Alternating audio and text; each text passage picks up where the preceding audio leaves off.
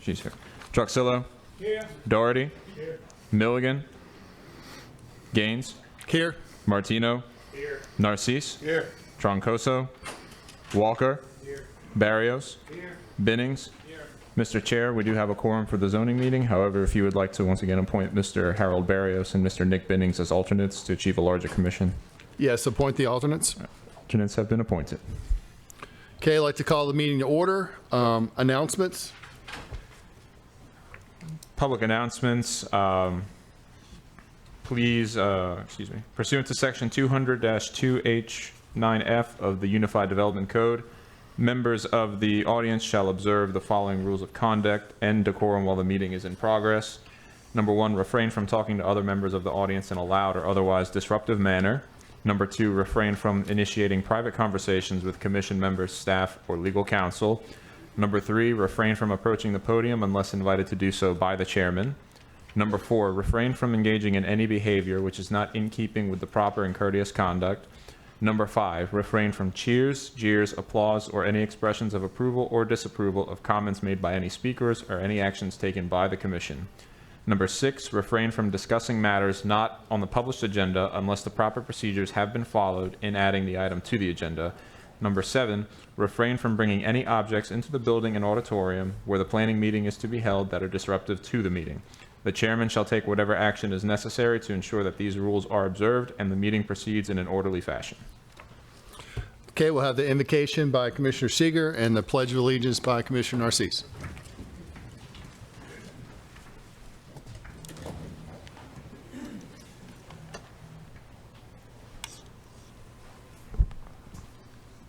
Heavenly Father, we beseech your continued blessings upon the citizens, elected officials, employees, and this commission of St. Tammany Parish. May we realize that your all-seeing eye is upon us and be influenced by the Spirit of truth, that we might enjoy thy divine approbations here below. Dear God, we thank you for your continued healing of our fellow commissioner, Robert Troncoso. Dear God, grant us the faith of Job, the strength of Samson, and the wisdom of Solomon as we endeavor to positively influence the policies of our fair parish for the good of all of its citizens. Let the world, and especially St. Tammany Parish, be a better place for us being here tonight. In Jesus' name we pray. Amen. Amen. I pledge allegiance to the flag of the United States of America and to the republic for which it stands, one nation, under God, indivisible, with liberty and justice for all.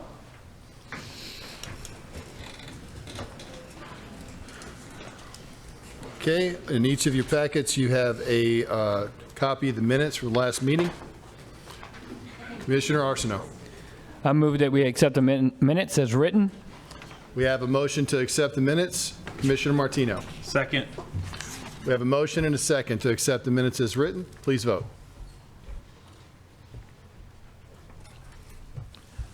Motion to accept the minutes as written carries. Staff, do we have any cases that wish to be postponed? Okay. No cases to postpone.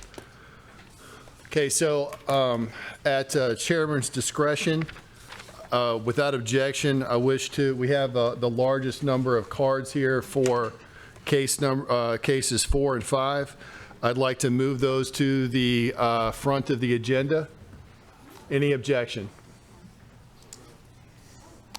So moved.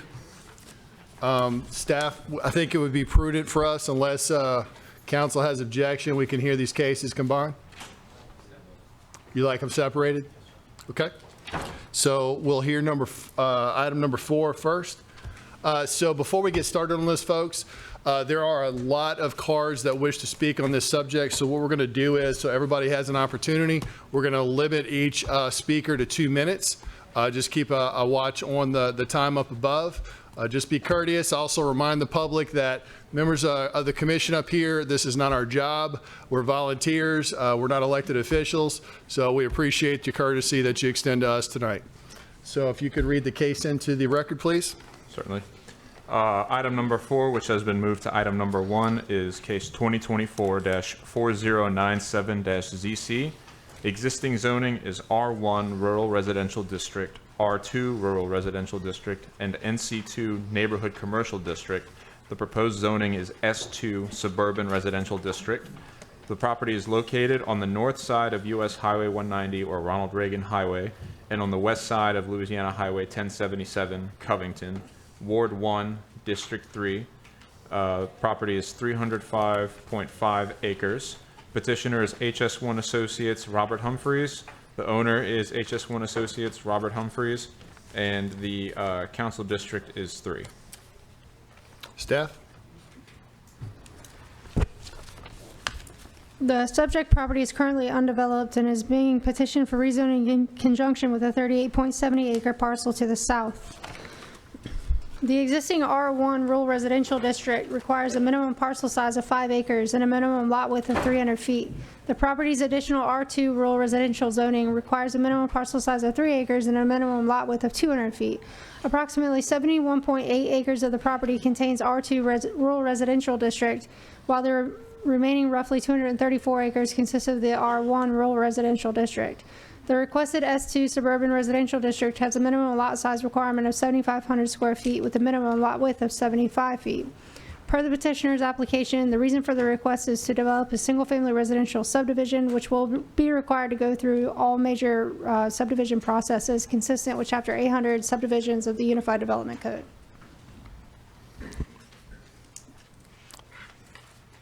Mr. Marone.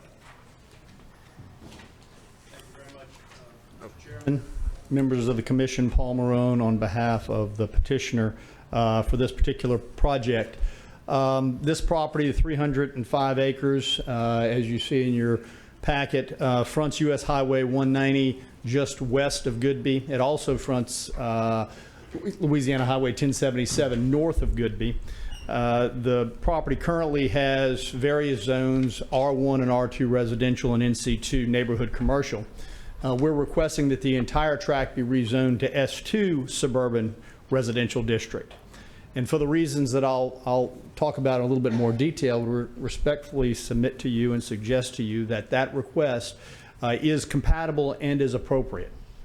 If you look at the new Unified Development Code, S2 zoning has a specific purpose. That purpose is defined as providing single-family residential dwellings in a setting of moderate urban density, with central utilities, with convenience to commercial and employment centers, and access to major transportation routes.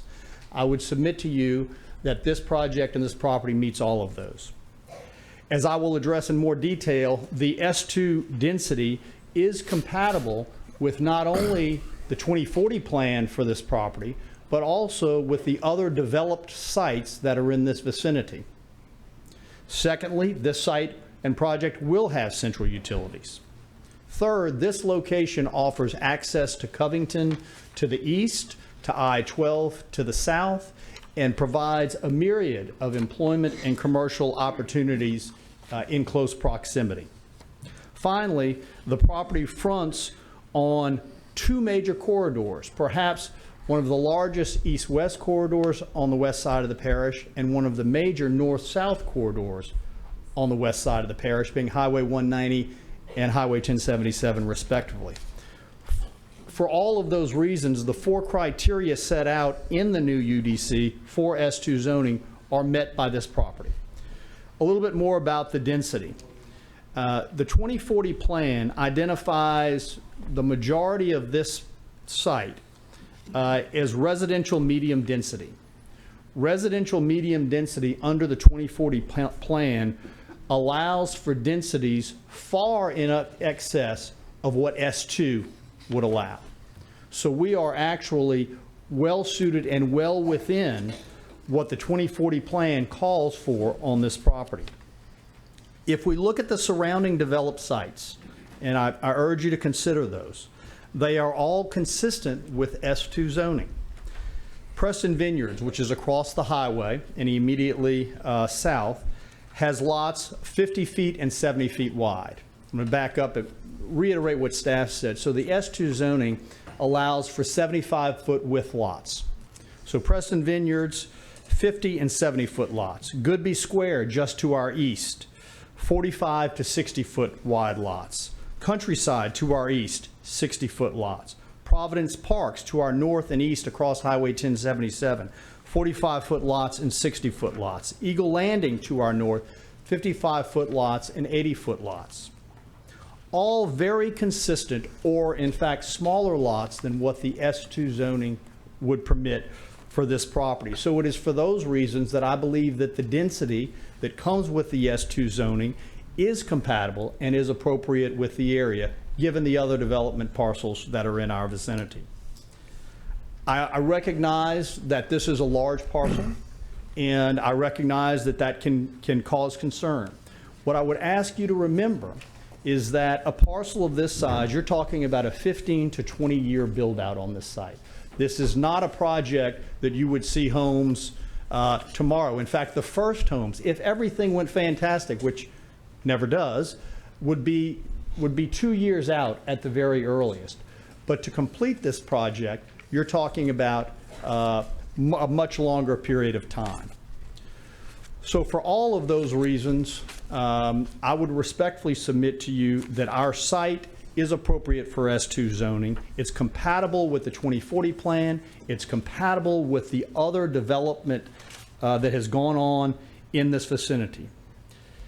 Despite what some people may say or may think, we still have a very real need for residential development in St. Tammany Parish. If not here, where we front two major corridors and where our zoning would be consistent with the other zoning in the area, then rhetorically I ask you where. And we respectfully request your approval this evening. We thank you for your time. Thank you very much. I don't have any cards that wish to speak in favor. Is there anyone in the audience that wishes to speak in favor of this proposal? Okay. I have Matthew Allen. Mr. Allen, you're going to have 2 minutes, okay? Okay. If I could have time just to hook up my PowerPoint like I emailed earlier. Sure. Is the cord here?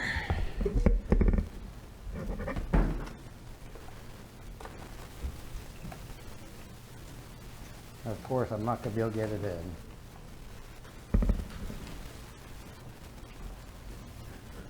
Oh, come on. Put it on this side.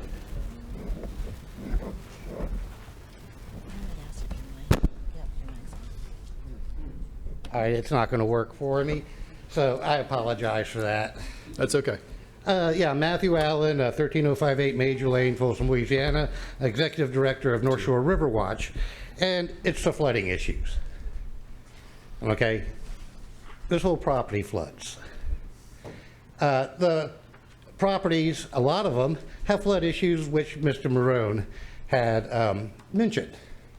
Spring Hill Lakes, right across the road, flooded in 2016, twice. There were lawsuits over it. Highway 1077, the water, we had a picture of it, flowing over it toward this property. Everybody floods in here. And what happens is 1077 is built on a narrow ridge. Historically, it was a path from the Hustler area in Washington Parish down to Madisonville to get to New Orleans. Wagons and all, right? And as the highest path, I've read journal entries talk about how muddy it was. If you walk back on this property, half the year it has ankle-deep water on it. It is a wetland. This is also the storage basin and the headwaters for East Beatico Creek. How many subdivisions do you have downstream from that? That if you fill this in, you're going to have a bunch of ponds if you look at the picture, and the parish is now trying to get all the homeowners associations to take care of those. Guess what? Homeowners associations don't have money to take care of these ponds. It's a nationwide problem. I've read on it. Okay? Now, the last thing is they're going to fill. This many houses are going to be on fill. It's an overflow to the Tangipahoa. You block that off, you're sending millions of gallons downstream toward Covington, toward the already built places, toward the people that live here and pay taxes already. It is not a good idea. It doesn't fit y'all's guidance for approval. Thank you. Okay, thank you very much. Ms. Donna Clemens.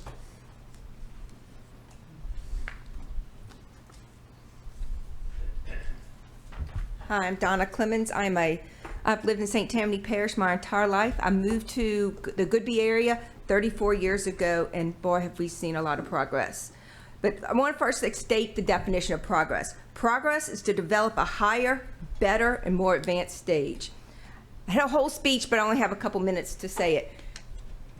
We've had progress in the Goodby area. Go back to the Coquille, have we developed that? But that has been an entire disaster. It's a beautiful park, but if you ever leave Coquille after a sporting event, you're not getting out. There's one entrance in, one entrance out. If there's a major disaster at the front of Coquille, you're not getting out. So we had a gentleman who's going to talk more about traffic, so I'll talk about the traffic. What they're going to say to us is they're going to do a traffic study. We're going to do a traffic study to see what the traffic does. I promise you to the attorneys, if you sit at 1077 and 190 at 7 o'clock in the morning, you're not getting out. You're 2 miles back on 1077, you're 2 miles out on 190, and you're coming north on 1077. Get over, after you sit there for 3 or 4 minutes between each red light, you get over that area, you're stuck at Bayham Road to get through the traffic circle, okay? If you go through the traffic circle, you're over the interstate on Bootlegger trying to get down to Highway 22. In the afternoon, it's worse. And this is what I say when you're planning and zoning your foresight for what the traffic is going to be. You have people sitting on the interstate trying to get off on 1077. You develop this area, you're going to have tons and tons of people still sitting because nothing has been, no traffic, no infrastructure has been done. You're creating, by this high density area, a disaster for traffic until you develop the infrastructure. Thank you. Thank you. Just a comment, guys, when you come up to speak, just make all your statements directed at the commission. Please do not address the petitioner. Mr. Don Henderson. Good evening, Don Henderson, 223 B-Bomb Circle. Brief history. Back in 2005, the council started a comprehensive rezoning study. It lasted for about 5 years, finalized in 2009. During that period of time, public hearings were held. They invited residents, council members, developers, landowners. In their great wisdom, the council, when they looked at this particular area, saw that it was in a critical drainage area, which you can see on your maps. You have those maps available. And the current zoning at that point, if I remember correctly, was suburban agricultural. The council, and it was voted on, rezoned it to R1, which allowed one house per 5 acres, which seemed appropriate in an area of a critical drainage issue. After that, the parish developed a zone classification called a PUD. And what a PUD does, it allows this many houses to be put into an area like this. Within the last couple of years, the PUDs have been done away with, replaced with S2.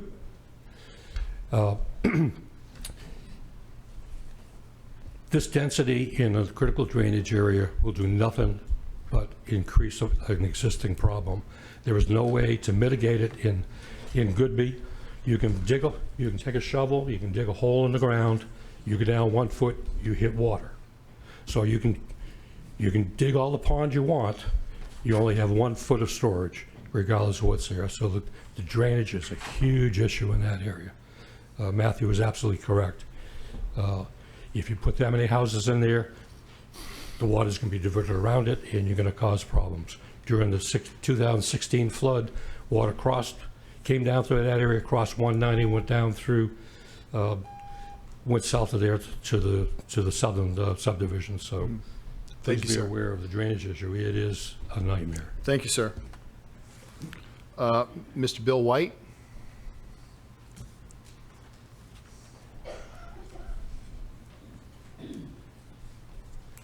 Thank you. Thank you. I'm 72 years old. This is the first time I've ever attended a meeting like this. It's pretty exciting. And it was the topic that really motivated me.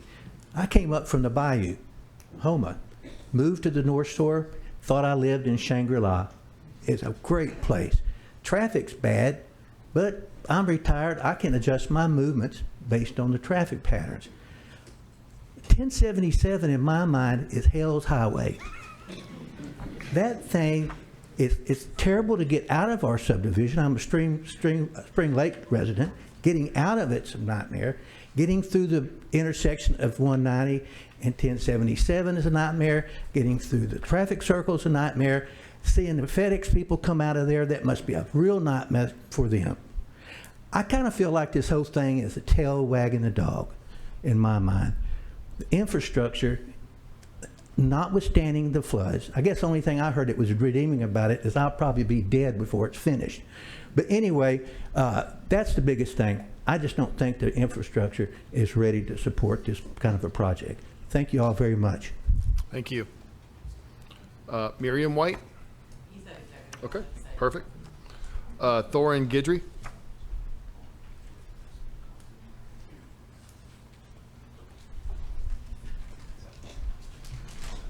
You're not part of the LSU watch party, sir? I guess not. I didn't get the memo. Yeah. This is my first time doing this too, so I'll try to condense my speeches into 2 minutes. All right. Yes, sir. My name's Thorin Guidry. Besides the time I've been in college and serving the military, I've called the North Shore my home for the past 35 years. And from that point on, it's become kind of unrecognizable from growing up, but probably not in a good way. The population density, it's increased to a point, it's unsustainable. With our drainage problems like everybody's been talking about, popping up new subdivisions every 5 minutes. This traffic in this area, especially that intersection, just this morning, I was there for 8 minutes at that intersection trying to clear it. And that's pretty standard the time I go to work. Between 7 and 10 minutes it takes to get through that intersection with the traffic backed up. It's appalling. The rezoning these beautiful woods to strip away more of the natural beauty of the North Shore, it just seems counterintuitive. The reason why, at least for me, this is home is because of the beautiful woods. It just doesn't pass the common sense test. And then stripping away that many acres to just put in cookie cutter homes slammed in next to each other, it's going to displace deer, rabbits, squirrels, possums, armadillos, coyotes, hawks, multiple other birds and animals. And some people probably don't care about that, but they should. I mean, that's what the North Shore is. It's the woods, it's the wildlife. And the North Shore doesn't need to add more houses to an already struggling drainage system. The North Shore doesn't need to add more traffic to an overburdened infrastructure. And the North Shore doesn't need more of its forests and land stripped away for subdivisions. And none of this passes the common sense test to rezone this area. Thank you, sir. Thank y'all. Okay, just to make the commission aware, I have about 40 additional cards here for people that are state they are against, but do not wish to speak. I'm not going to read them all. Sir, do you want to come forward? And yep. Anybody else in the audience wish to speak? Just wait for this gentleman here. And we're going to need you to fill out a speaker card when you finish. I filled it out. Okay. But, I was standing in line. I must have missed you in the shovel. It's okay. Y'all were very popular, Yep, so I go was ahead. standing in line. Go ahead. John Martin Goodby. A couple of things that I wanted to say with y'all. I know we have 2 minutes, so we'll do it. One thing is the Highway 1077. I think either the highway itself is still failed or the junction of 1077 and 190 is a failed junction. And I wish somebody would double check that. My understanding is you shouldn't build on a failed road. And the plans are for Highway 1077 to become 3 lanes. It's only 2 lanes right now. And with the people we have on it, it jams up.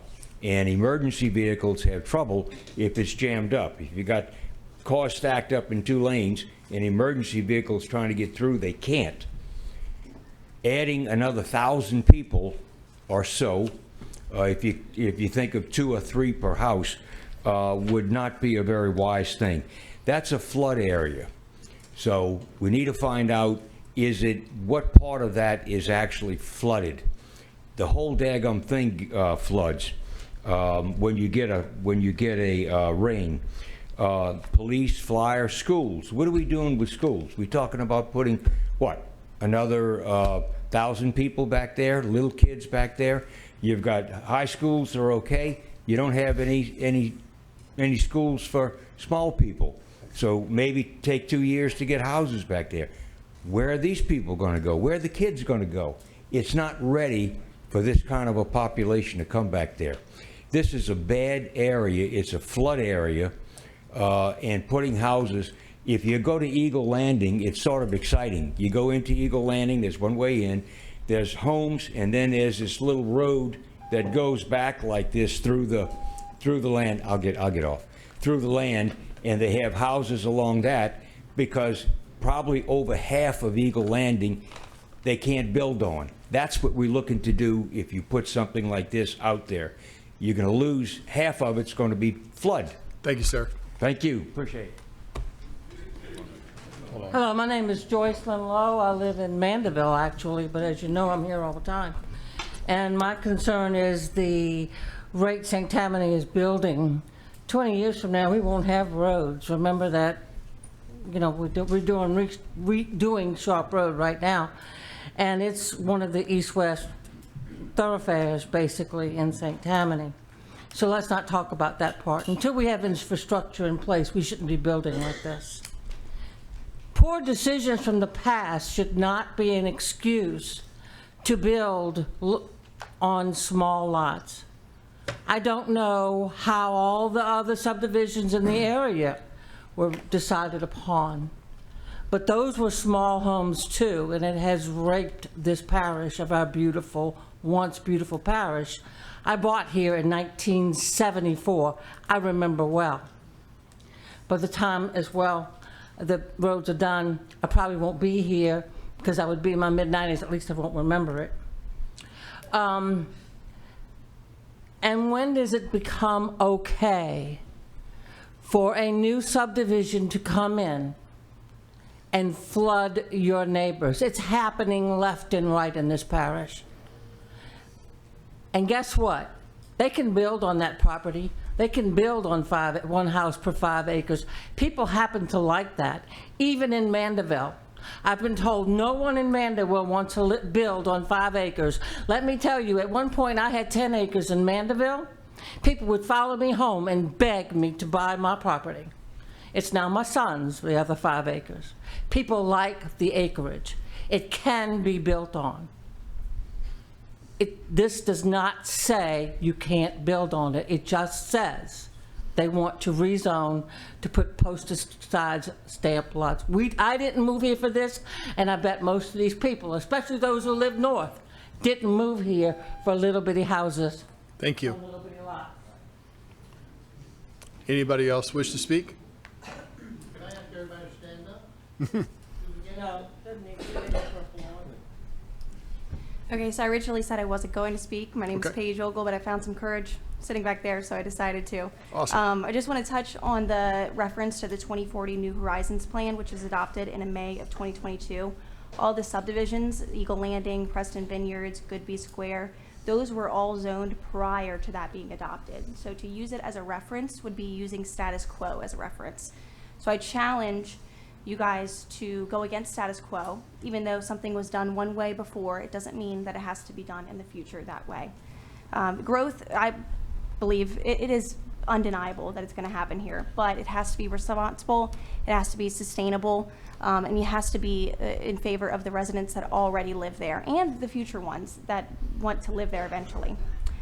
Just for a quick reference on the size difference of this neighborhood of what they are proposing, it's basically a 29 times increase in the density of what it's currently zoned as. And the New Horizons plan also references this area specifically as a sub-area plan. So a sub-area plan is a plan that has critical and sensitive environmental resources, underdeveloped transportation, drainage, and wastewater infrastructure. And before doing things with that land, the New Horizons plan references that these questions must be answered. Has the best available ecological data been collected? Has a development scenario consideration been conducted? Can the existing infrastructure handle this influx? I think you guys have heard here tonight that it cannot. So A vote for this neighborhood is a vote for the extreme. Just because those who have come before you have voted in favor of the extreme does not mean that you have to live to that. Thank you very much. Thank you. Mr. Marone, it's rebuttal time. So there was a lot of people came up to speak. Do you request more time during your rebuttal? How much? Yes. Normally it's 5 minutes. Yes, I don't think I need much more than that, but I would like a little bit of extra time if, Okay. given the amount of time the opposition had. 7? I think that's fine. 7? Yes, I think that'd be fine. Just going to give you equal time, so just keep in mind that the whole group only has 7 minutes for rebuttal. Thank you. I'd like to start with some of the last comments and the suggestion that because there are other developments out there that might have similar densities, you shouldn't agree with that because those were done a long time ago and that would be a mistake. I absolutely disagree with that because one thing that you are charged with is making decisions that are not arbitrary or capricious. That is one of the overriding goals of the commission or even the council or any governmental body. And so to try to determine what's arbitrary and capricious, one thing I would suggest that you look at is what is out there. What is on the ground? What are the other development sites? Because if all of the development sites out there are in one slot and you say, well, no, you're right next to that, but we're not going to allow that, that would at least suggest, not saying it is, but it would suggest that could be arbitrary and capricious. So I think it is important, and I think it is something you certainly should consider what those other developments look like. And as I laid out for you, they are very consistent with the S2 zoning, which is what we're here about tonight. You heard a lot about drainage, you heard a lot about traffic, and I am going to touch on those issues. But tonight we are here about the zoning of the property. The zoning of the property doesn't allow anything to be built. As you know, there's other steps in the process before that could happen. And it is those future steps that deal primarily with drainage and with traffic. But from a zoning standpoint, you heard very little comments about the zoning. And I believe that S2 is an appropriate zone for the reasons that I laid out in great detail. It is consistent with the 2040 plan. In fact, the 2040 plan allows densities within that designation of 8 units an acre, much greater than anything S2 could ever afford. It is consistent or has larger lots than all of those developments that I mentioned to you, that some of which are on our borders. So I urge you from a zoning standpoint to consider whether what we're asking is compatible and appropriate, and I think it is. With regards to drainage, as I think Mr. Allen correctly pointed out, this property is in the Beatico Basin. It's not in the Tchefuncte Basin. We are well aware of the drainage concerns in that area. We respect those concerns, and we respect the concerns of the residents with regards to all of that. I'm not belittling that or making little of that. I want to be very clear about it, because I'm very cognizant of what's out there. But I also know that the parish has very specific regulations about how one can develop or must develop in a critical and sensitive drainage area. We know that there are very stringent limitations on fill, no net fill. We know there are very serious limitations on whether or not you can have what type of retention you have, whether that retention can apply toward fill credits. All of that is very, very detailed, and we know that we would be responsible for meeting all of that. I would also point out that while we haven't done all of the engineering yet, because that does come at a later stage, we have asked our engineers to look at this site and to help us understand how much retention, how many ponds are we going to need to meet those requirements. I can tell you that it will be probably in excess of 50 acres of ponds on this site to meet those requirements.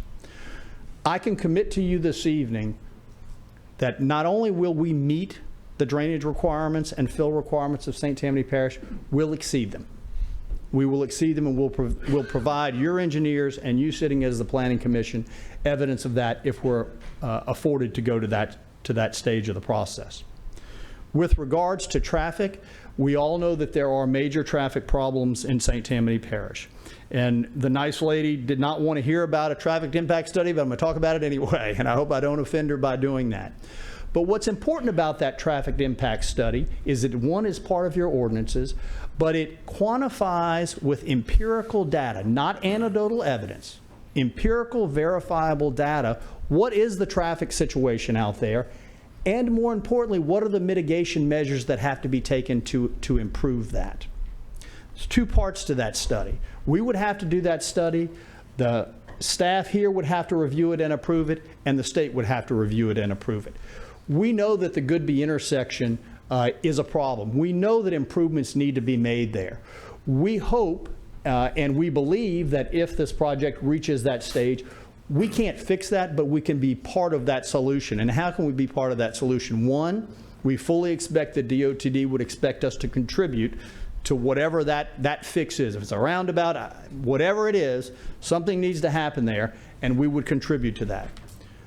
This parish has required impact fees for traffic mitigation that we've got to pay.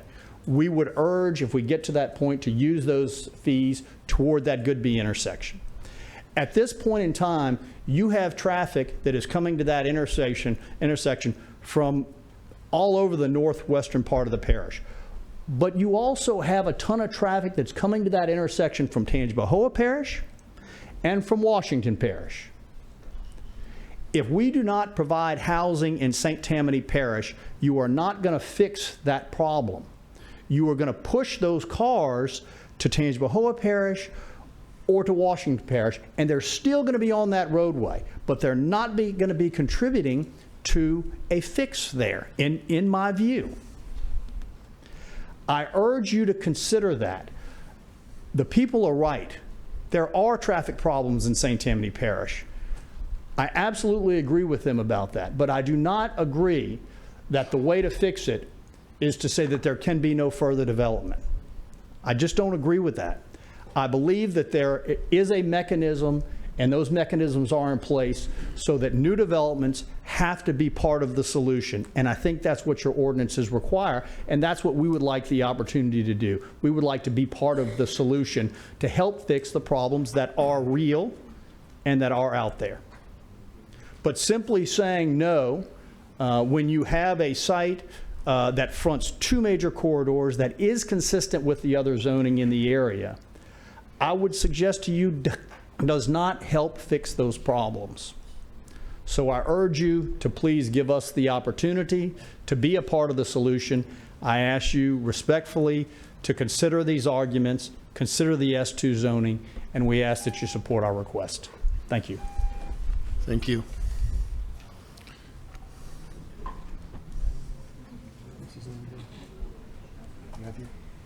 Mr. Matthew?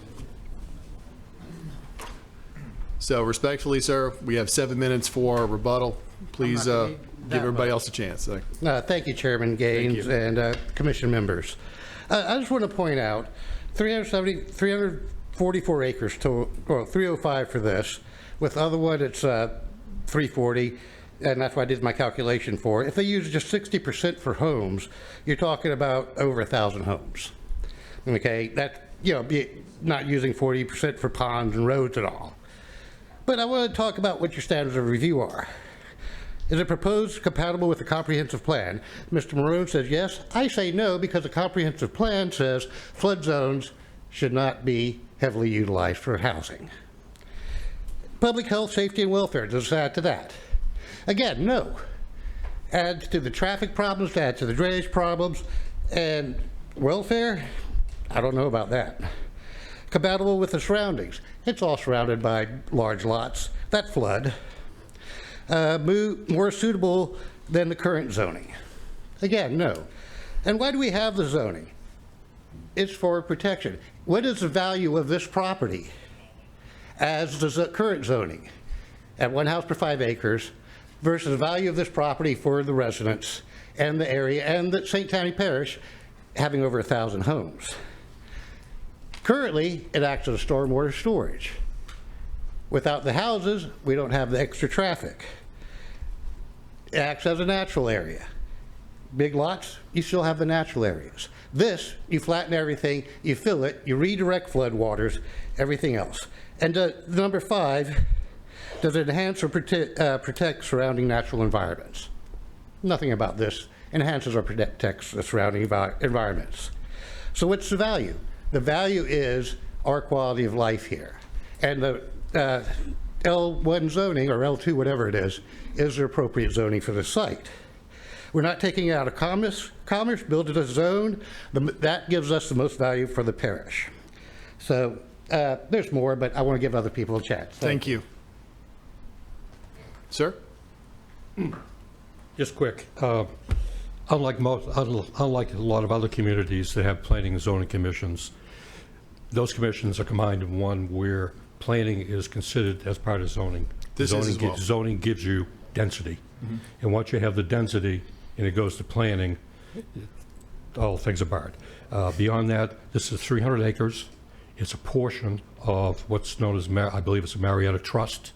The Marietta Trust is 3,000 acres. So 300 acres, you can expect 2,700 acres to follow very shortly thereafter. Public health and safety is not arbitrary capricious. You take into consideration drainage, you take into consideration traffic. That's all part of public health and safety. That's all I have. Thank you. Anybody else wish to speak?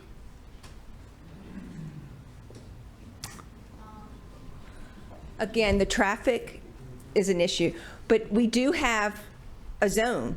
If you want to develop, we'll never stop the development of the Goodby area. We all wish we could. We all wish you could live out there. Wish nobody would move out there. Believe me, I don't wish nobody would come.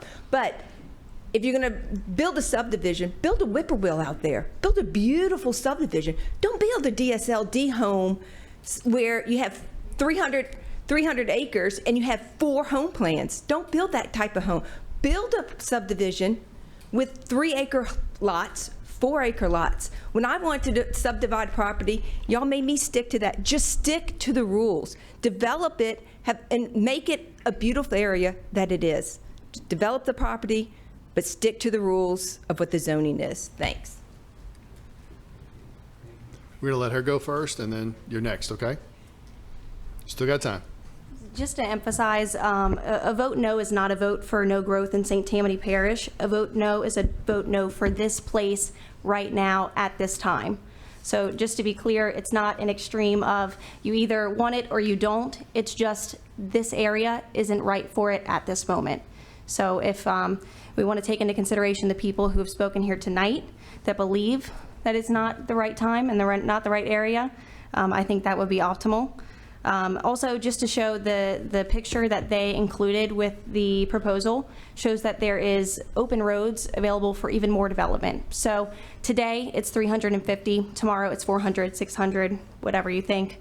The possibilities are endless, right? So if it's an extreme yes or an extreme no, we don't have to live with extremes. The neighborhood's extreme, but we don't have to live with an extreme choice. Thank you. Ma'am? Did you speak before? Do I have a speaker card for you? I need a speaker card, right? Okay, Can yes. I do that post? Yep. I'd like to point out the existing draining failures in nearby developments. Just because regulations exist don't mean they prevent flooding. May I also ask who will be responsible for maintenance of the retention ponds? In the long term, I know there was a pinky promise that they would take care of this, but what guarantees what guarantees exist that they will maintain it properly?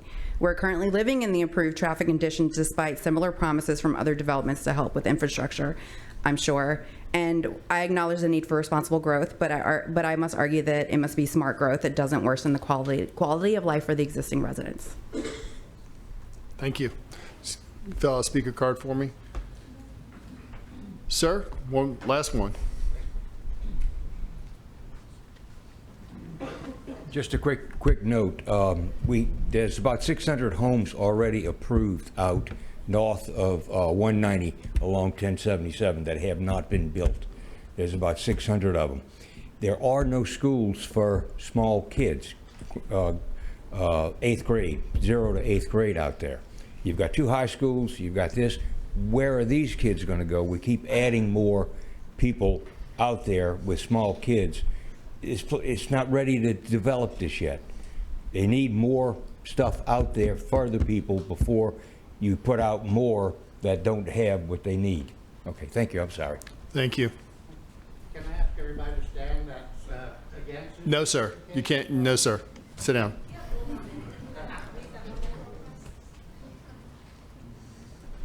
And I did fill out a card. Thank you very much. He was talking about the schools. There is a study currently going on for the rezoning for the parish.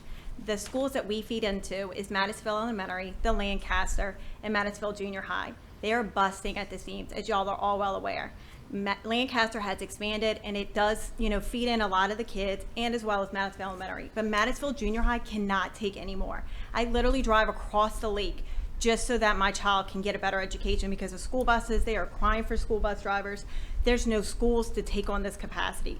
I'm not saying that it's not time yet, but it's definitely not right now. So, I mean, the schools just can't take it anymore. And I am a house that it is adjacent to.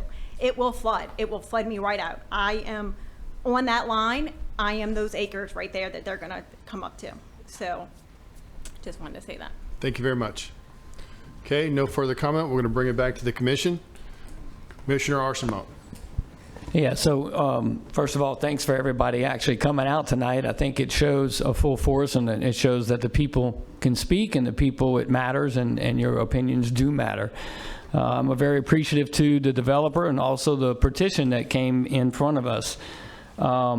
As everybody's already kind of spoken, I don't really have to reiterate everything everybody's already said. But we've had 15 emails, 40 cards today, and another 67 on a sign-up sheet that is against it. So my motion is to deny. Okay, we have a motion to deny. Commissioner Truxillo. Yeah, we talk about zoning, and this is about zoning.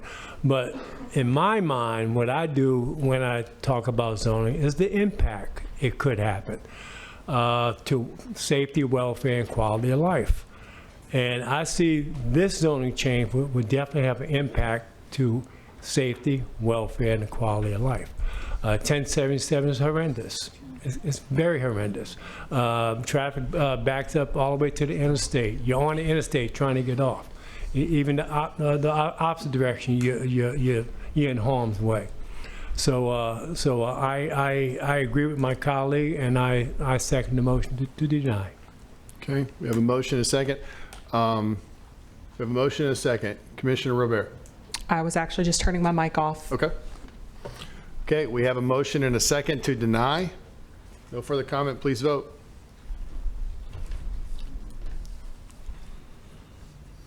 Motion to deny case number 2024-4097-ZC carries. So if you do not like the results of the vote, you are welcome to appeal to the council. You have that right. So if you, I know that many of you guys were against this, but the petitioner does have a right to appeal for the council. So if you still wish to speak against, you might want to keep up with the agenda for the council. Yep. Mr. Marone, are you ready to proceed with the next case? Okay. This is case number 5. All right, we're going to give it just 2 minutes. The case number, next case is similar, but if you wish to leave, go ahead and leave.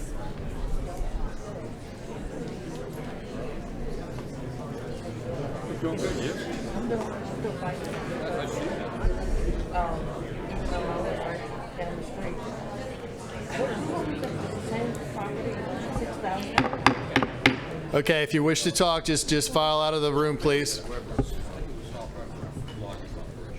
I'll look into it.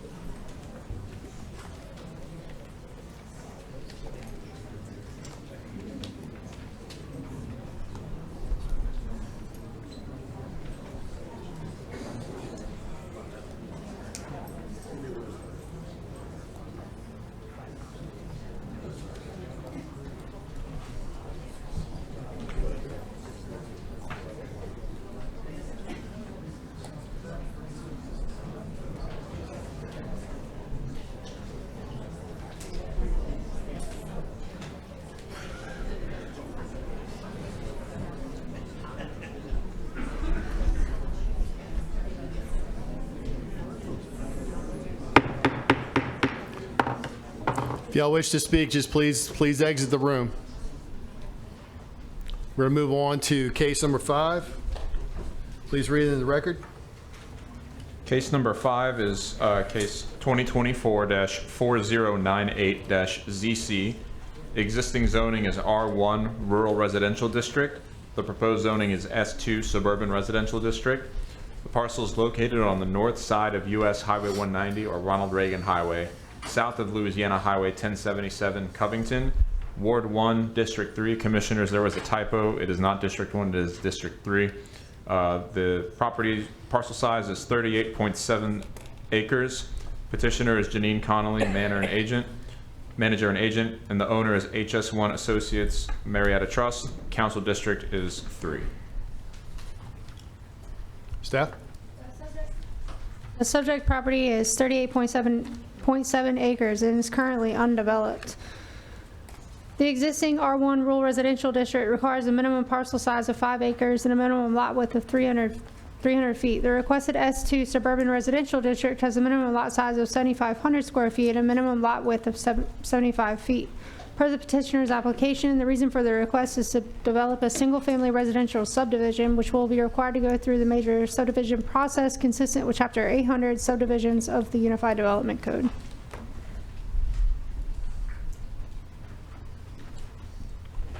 Mr. Morone.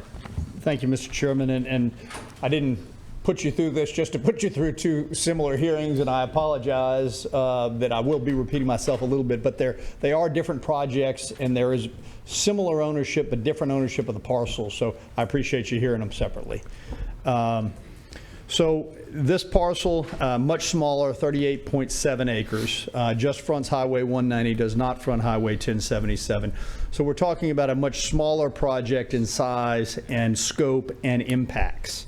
However, I would still submit that the S2 zoning, for the reasons I said in the last case, are appropriate for this smaller parcel. Again, the purposes are that there is a single-family residential, moderate urban density, central utilities, convenience to commercial and employment centers, and access to major transportation routes. All of those apply here. Each one of those, we can check the box, and I explained that in a little bit more details. I won't go through each one. But all 4 of those criteria are met in this instance. When we talk about density, I will refer you back to the 2040 plan. I was told the 2040 plan is what we expect to see in an area going forward in St. Tammany Parish. Not back, but forward. 2040 says this entire parcel is residential medium density. Not a majority of it like the last, but the entire parcel is within the residential medium density. That category under the 2040 plan allows densities far in excess of what the S2 zoning would allow. So that plan, which was adopted, I believe, by this commission, said the foresight is this property is appropriate for residential medium density, and we're proposing a density that is less than that. With regards to the density and the other development sites, again, I went through 5 different parcels from Preston Vineyards, Goodby Square, Countryside, Providence Parks, and Eagle Landing. All lots that are smaller or equal to in size what we are proposing in the S2. So again, I believe that if you look at the 2040 plan, if you look at the other developed sites, you should conclude that S2 is appropriate in this location. Mr. Truxillo mentioned about impacts and that he's looking at impacts, and I certainly respect Mr. Truxillo, but I'm going to use that comment and just suggest to you that, again, 38.7 acres, you are talking about far less impacts in size and scope on this project than the last. With regards to drainage, as I mentioned, we are already subject to the most stringent requirements in the state. That's what you have here in St. Tammany Parish. We will comply with all of your fill mitigation, we will comply with all of your stormwater detention, and we will commit to you again on this project, not just to meet those, but to exceed those and to prove that to you with an engineering study at the appropriate time. With regards to traffic, again, far less impactful on the road systems, given that we're only dealing with 38 acres. But we will produce a traffic study. We will be providing impact fees. We will have to make any and all mitigation improvements that DOTD or the parish requires. We are prepared to do those, and we are prepared to contribute to the improvements at the Goodby intersection, whatever they may be, when the parish and the state are prepared to do that. So again, we believe that the S2 zoning is appropriate and compatible. Look at the 2040 plan. Look at the other developments in the area. This relatively small project with relatively small impacts. However, again, we need residential development in St. Tammany Parish. We need residential development in the west side of St. Tammany Parish. If a 38-acre tract immediately adjacent to tracts that have the same or more dense zoning than ours, and that will comply and must comply with all of your modern regulations, if this is not an appropriate place for the development, then I ask you rhetorically, where is it? Where is that place in St. Tammany Parish? So thank you for your time. Thank you for your consideration this evening, and we respectfully request your approval. Thank you, Mr. Morone. Here we are again. So I have 40-something cards here. Does anybody, I'd request, if anybody has anything specific to this property that is different from what you said in the last property, I'd like to hear that first.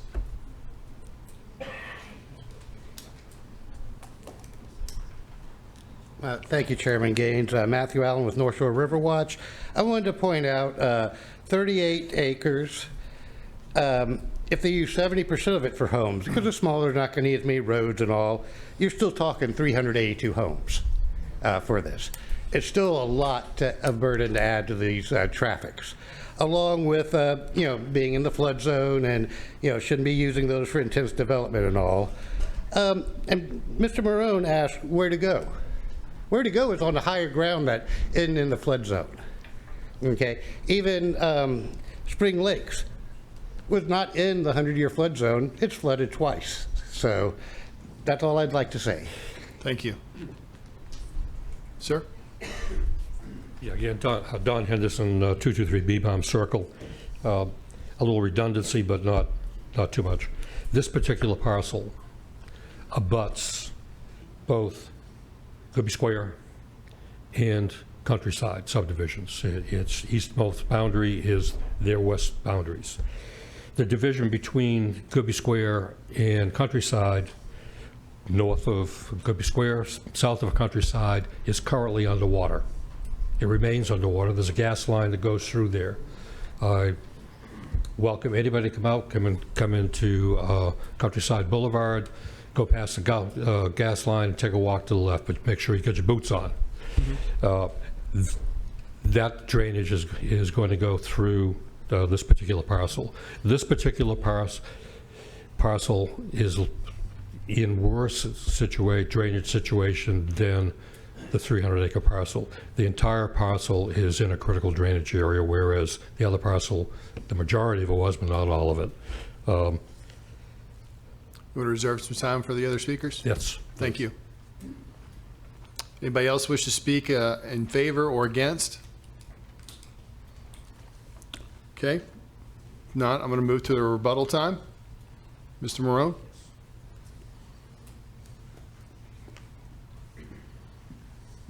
Yes, thank you, Mr. Chairman. I'll keep it brief. I would just I can't understand Mr. Allen's statement of 382 lots. I don't understand the math on that. But I can tell you that S2 zoning, in a total max out, you couldn't get more than about 90 lots on this entire parcel. That would be totally maxing out. So I don't know where 382. I don't understand. I'm not blaming Mr. Allen, but I would just say that for clarity, there's no way to get 382 with S2 zoning. The most you could possibly fit would be in the 90 lot range. To Mr. Henderson's comments, we do abut Goodby Square and Countryside. Our zoning, our S2, would be less dense, smaller lots, or excuse me, larger lots than what would be in those two developments. And I understand that there is a great concern about the drainage in the area, as I mentioned before.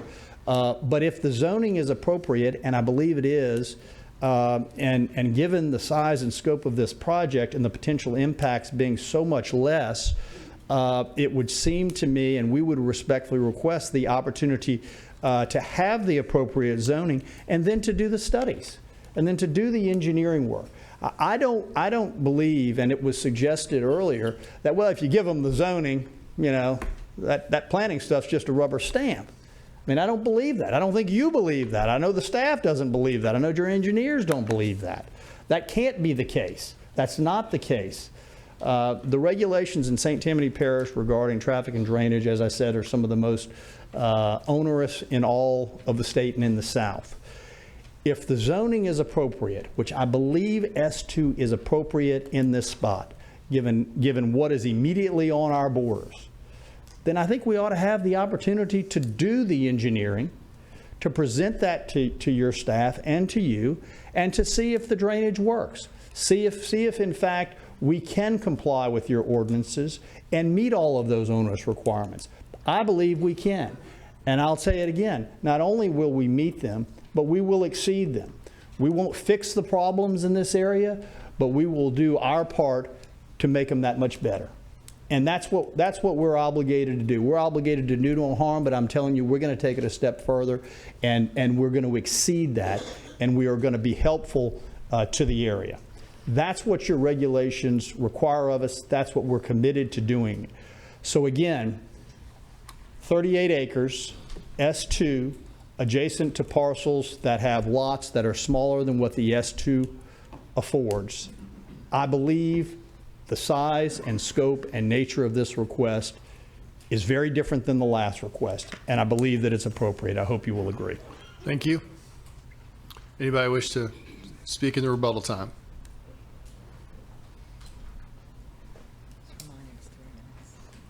It's 3 minutes total. Thank you, Chairman Gaines. First off, Mr. Marone, I apologize.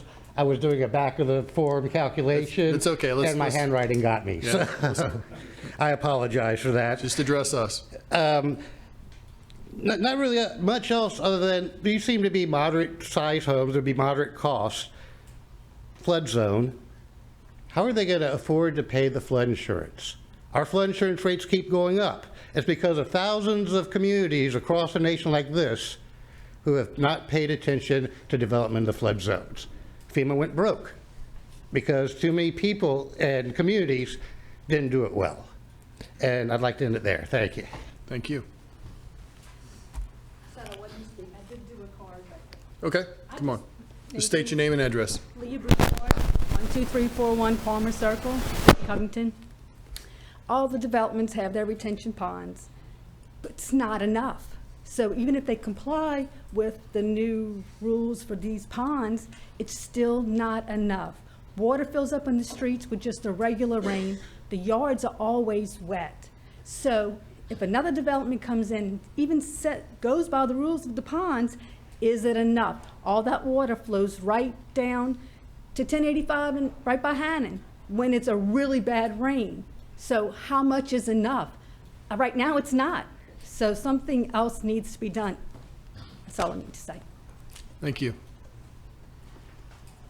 I have a card. I just hit X now. Okay. Leonard Dominic, 11516 Wood Bluff Drive. If they are so sure that the studies and all of that are going to work, let them put their money first before the zoning's changed, because once it's changed, it's zoned to that. Do the studies, come to us, prove to it that what we have now will support it. Thank you. Thank you. Any further comment from the audience? So the issue is too that you have other homes that are still not developed yet that have been approved and are currently in development on 1077, which is less than a mile actually from where they're wanting to do those 30-acre property. Those have still not part of the case study or development for the parish schools. So again, those kids from that neighborhood will feed into that Mattisville Elementary School and the Lancaster. We also have Coquille that is currently on overflow. We have people that actually in our section, because it's so overflowed, we go all the way to the Covington Rec. Out of our district, we're having to pay in order to be a part of the recreation because Coquille can't take in such, that much influx. On top of that, you have the traffic at 1077, but you also have the traffic coming off of, where that roundabout is. They still have not built the new fire station that is going to be on the other side. So again, none of the infrastructure is ready for that kind of development at this point, especially with other developments in that area that have yet to be built up yet. They're still just breaking ground. Okay, thank you. Okay, no further comment. I'm going to bring it back to the commission. Commissioner Robert. I would like to move to deny. Any further comment? No. Commissioner Narcisse. I'll second. Okay, we have a motion and a second to deny. No further comment. Please vote. Motion to deny case 2024-4098-ZC carries. If you unhappy with the result, you can appeal it to the council. If you wish to, if that was your case, you can head out. Please be quiet on your way out. We're going to resume with case number 1. Just give it a minute.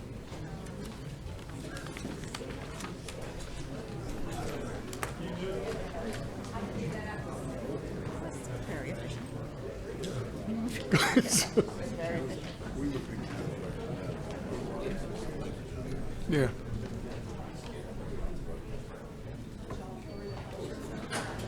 Oh, you're good.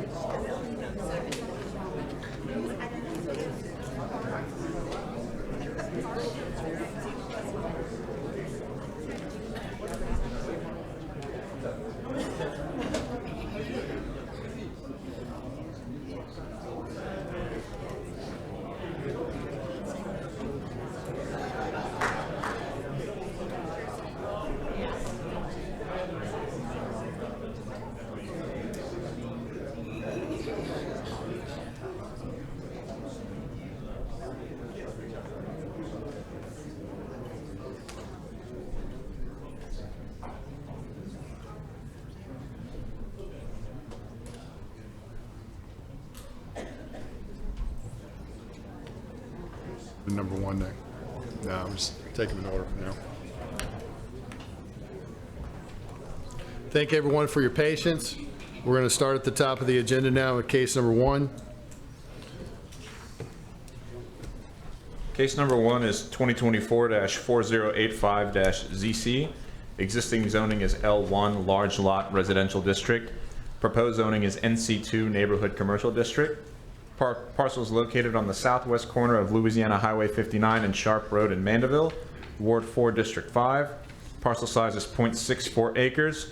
The petitioner is Heather Dempsey. The owner is Julie Pittard, and the council district is 5. Staff?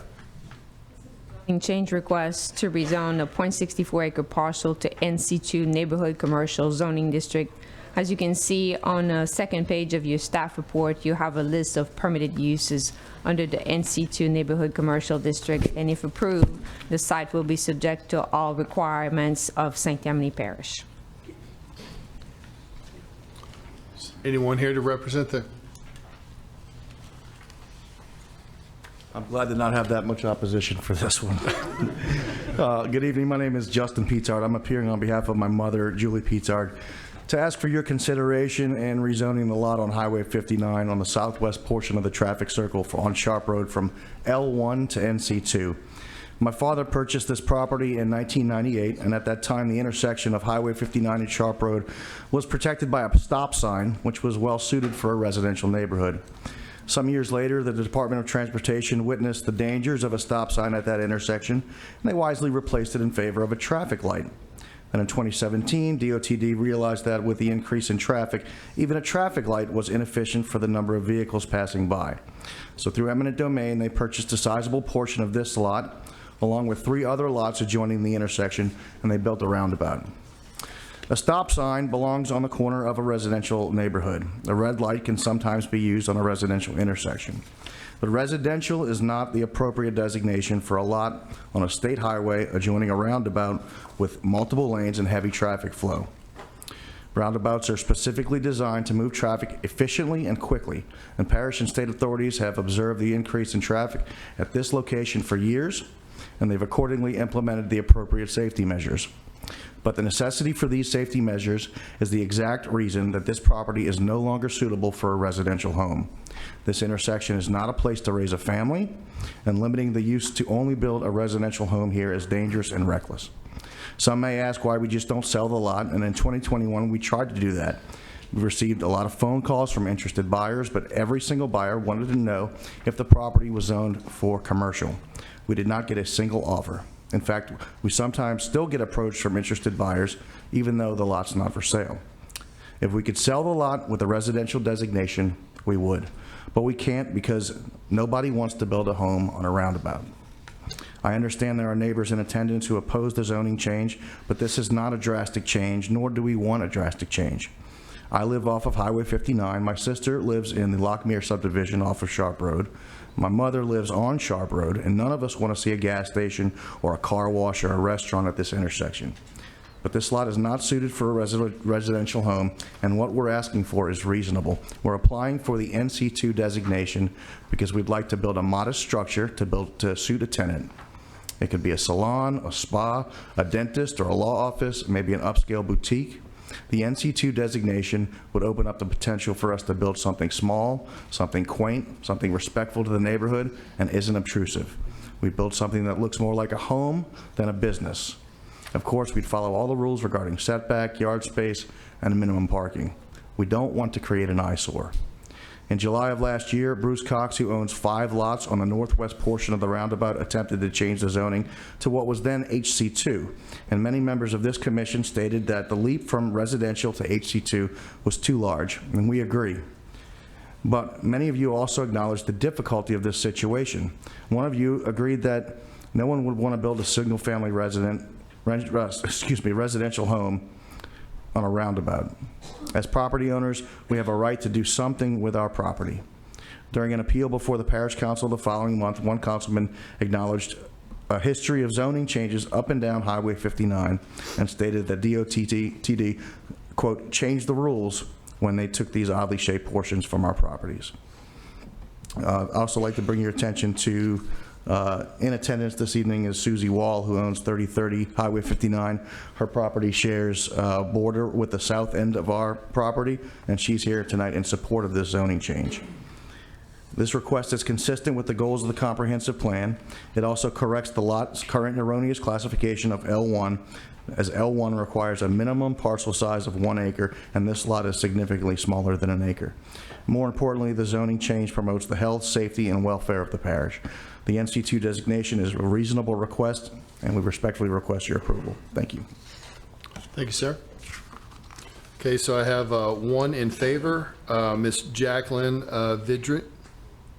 Vidrine, but does not wish to speak. We have several against, so just for time-keeping purposes, we'll give you 2 minutes as well. Chris Jordan.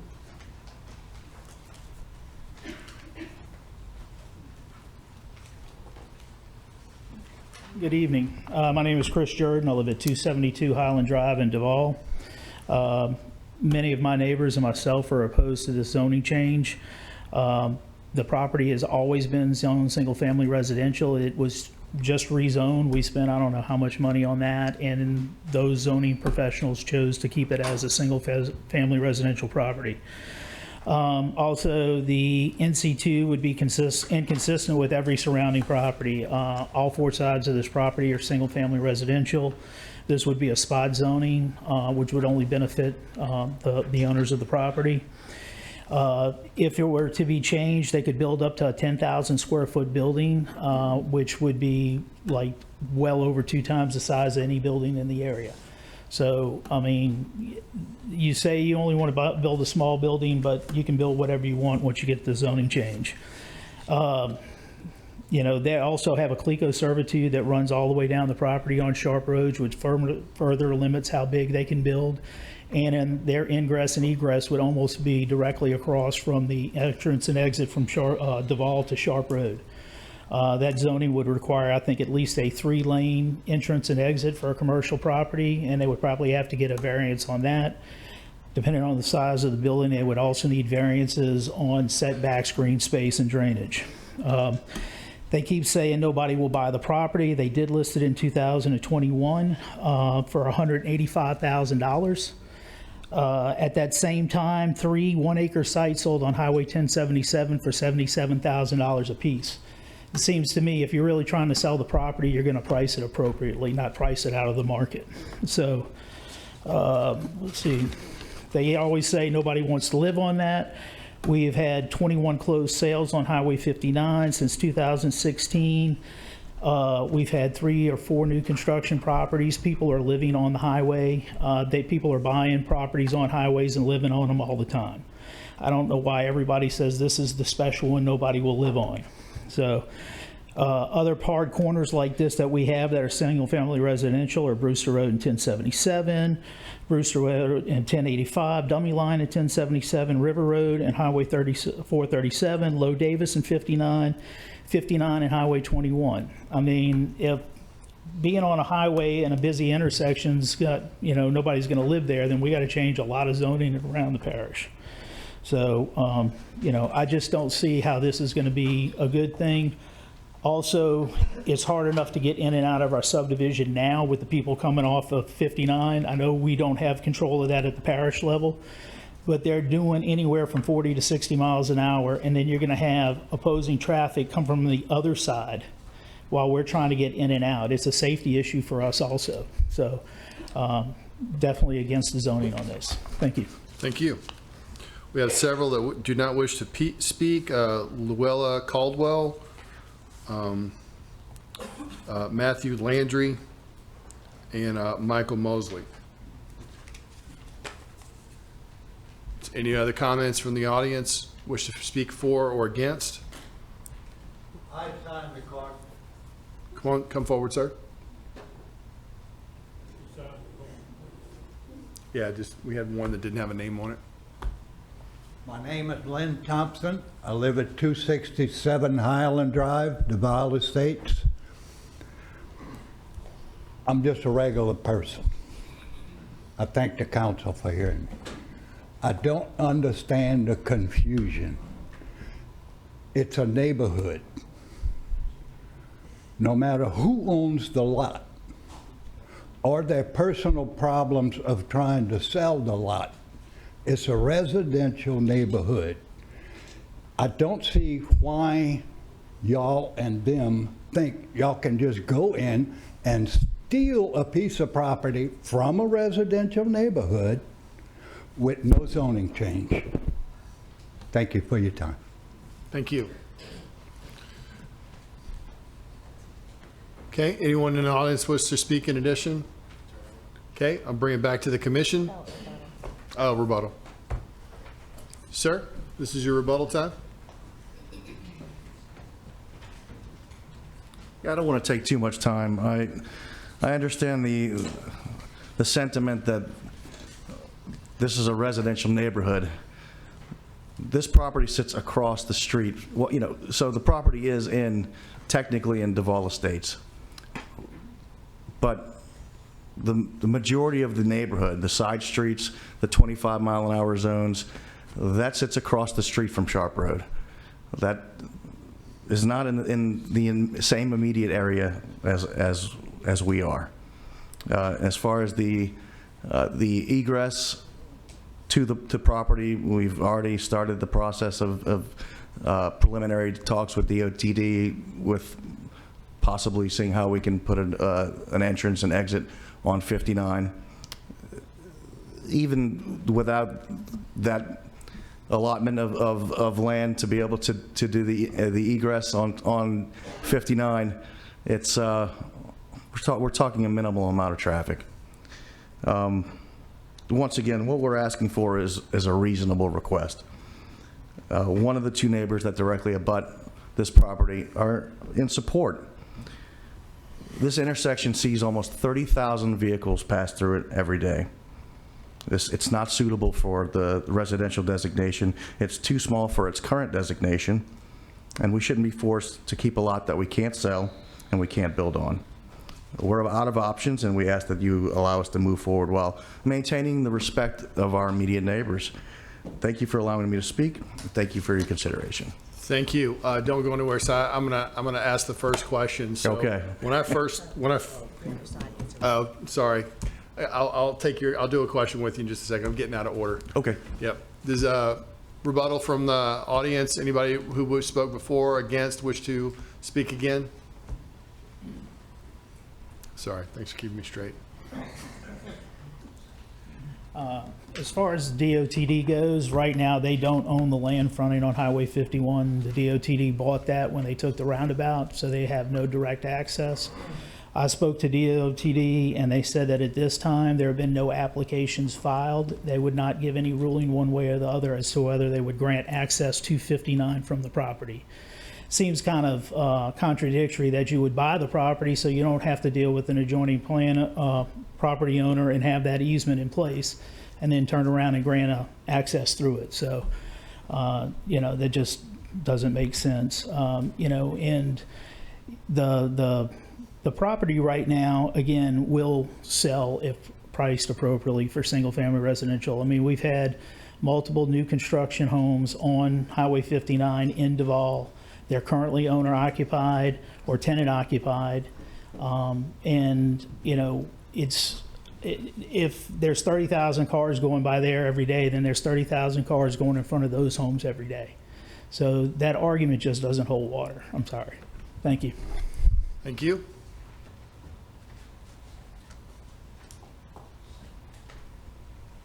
Hi, my name's Sherilyn. I filled out one of the cards. It was hard for me to hear. I'm not able to hear everything because I read lips, but, and then people may have already said this. I know when he said how we're across the street, the ball is across the street from Sharp Road, and it's just across the street. Well, it's all residential, and this lot is near the house behind it is residential, the house next to it is residential, and the whole roundabout is residential.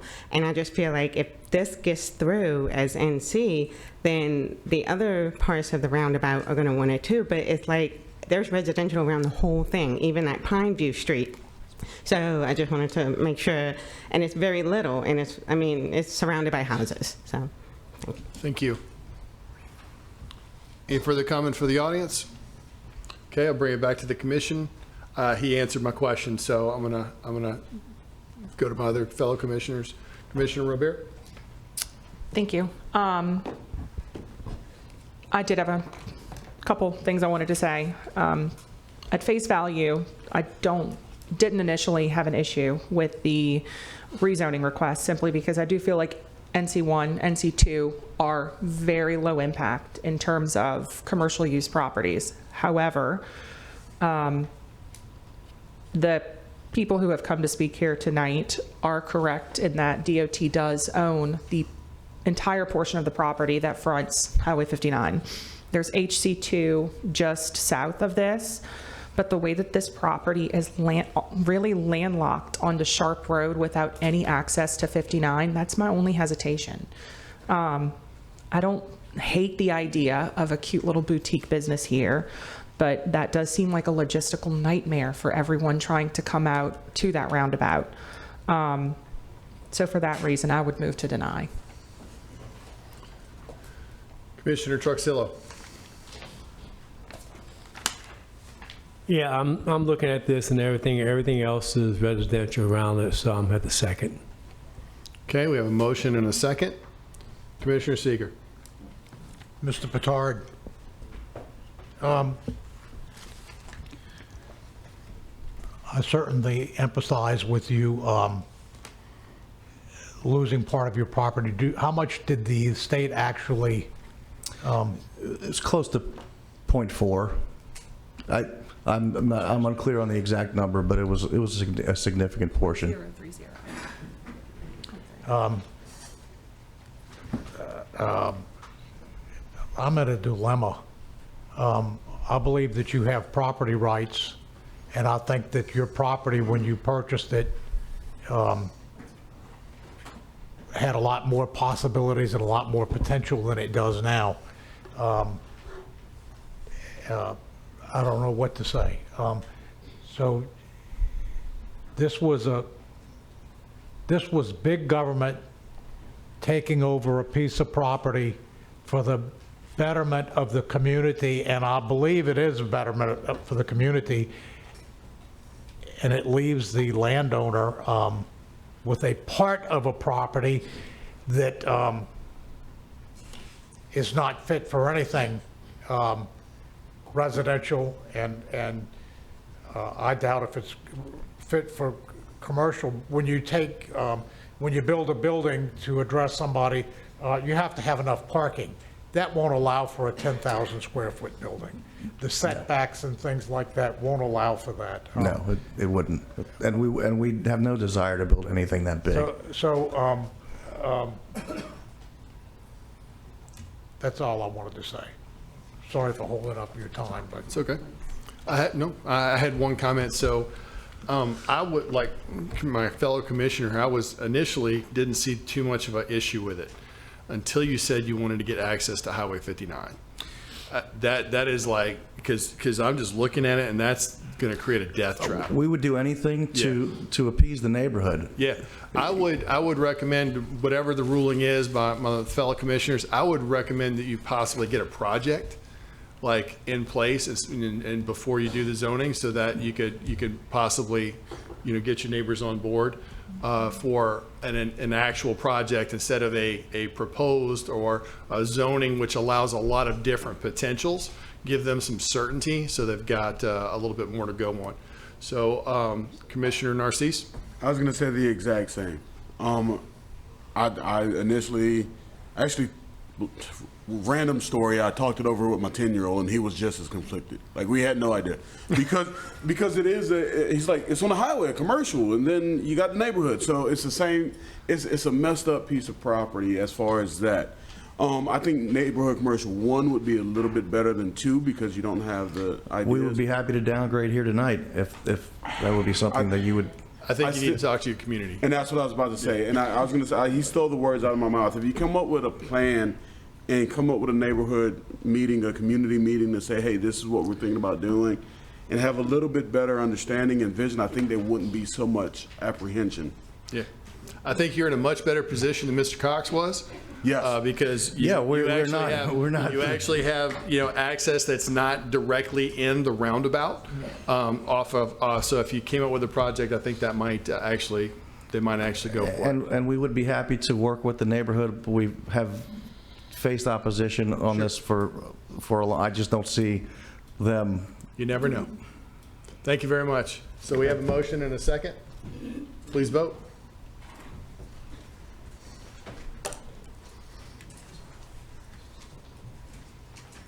Motion to deny.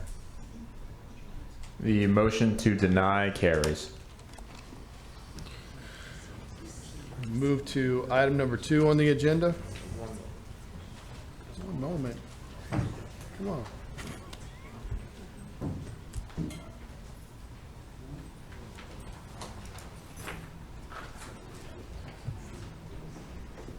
Item number 2 on the agenda is case number 2024-4091-ZC.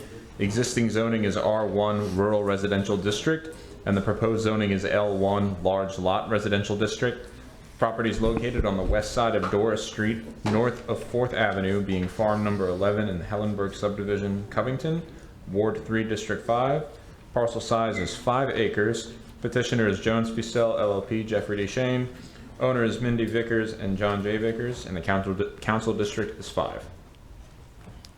Staff?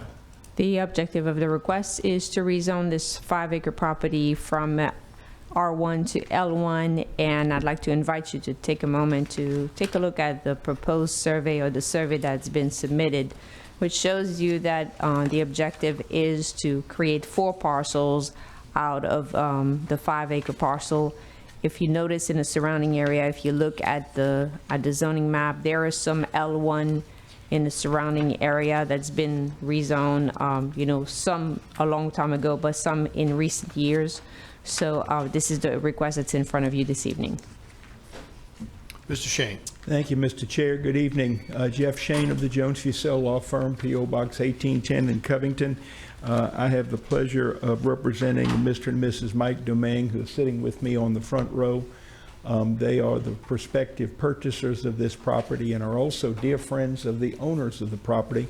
The Domingues hail from St. Bernard Parish, and they have a family plan to acquire this tract, create some lots so that they and their 3 children, hopefully, can each build homes on this site and have a family compound, if you will, at the end of Doris Street.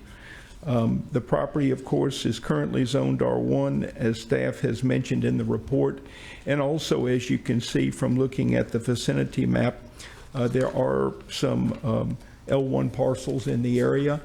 If you've driven that area, you'll see that Doris is relatively undeveloped, and in that general area is sort of relatively undeveloped. I say relatively because not too far away in that Hellenberg area, you have a lot of homes and development, but not in this particular location.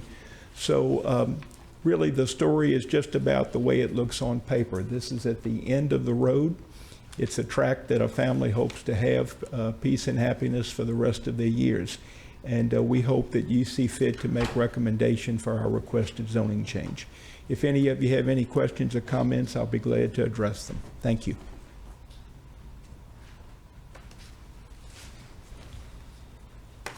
Okay, have one card, John Mino. Oh, this is against. We don't have any in favor. Good evening, John Minio. I live at 20527 George Wheat Road. I'm here this evening because I own the 10 acres on the side of this property. Everything back there was Hellenberg Farms, was 5 acres originally. Staff's correct. Lately, they have changed a few in the front end of the street to L1. My whole issue with the problem right now, it won't support one home due to the flooding and the infrastructure. The streets are narrow back there. 2 cars can't pass. The ditches have not been dug in Lord knows when. And every time we get a hard rain, I get flooded. And you're gonna hear from another neighbor the same thing. He's actually got pictures. And we're not talking about storms. We're talking about 2 weeks ago when we got quite a bit of rain. We got 2 to 3 inches of water. So until something's done with the improvements on the lot, I'd be against it. Okay, thank you, sir. We have a Veston. Yes, sir, come on. How you doing?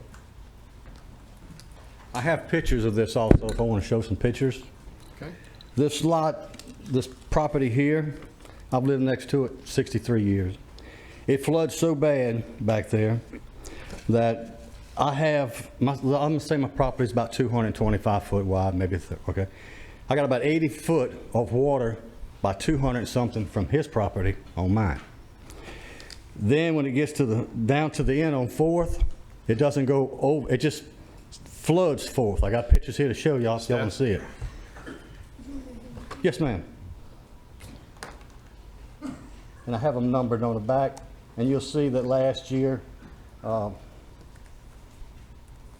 anyway. And this is my driveway. You'll see it just floods so bad. You can't put anything back there. And it had, like John said, they haven't dug Doris in years. It floods so bad that when it runs out of his property, there used to be a drainage.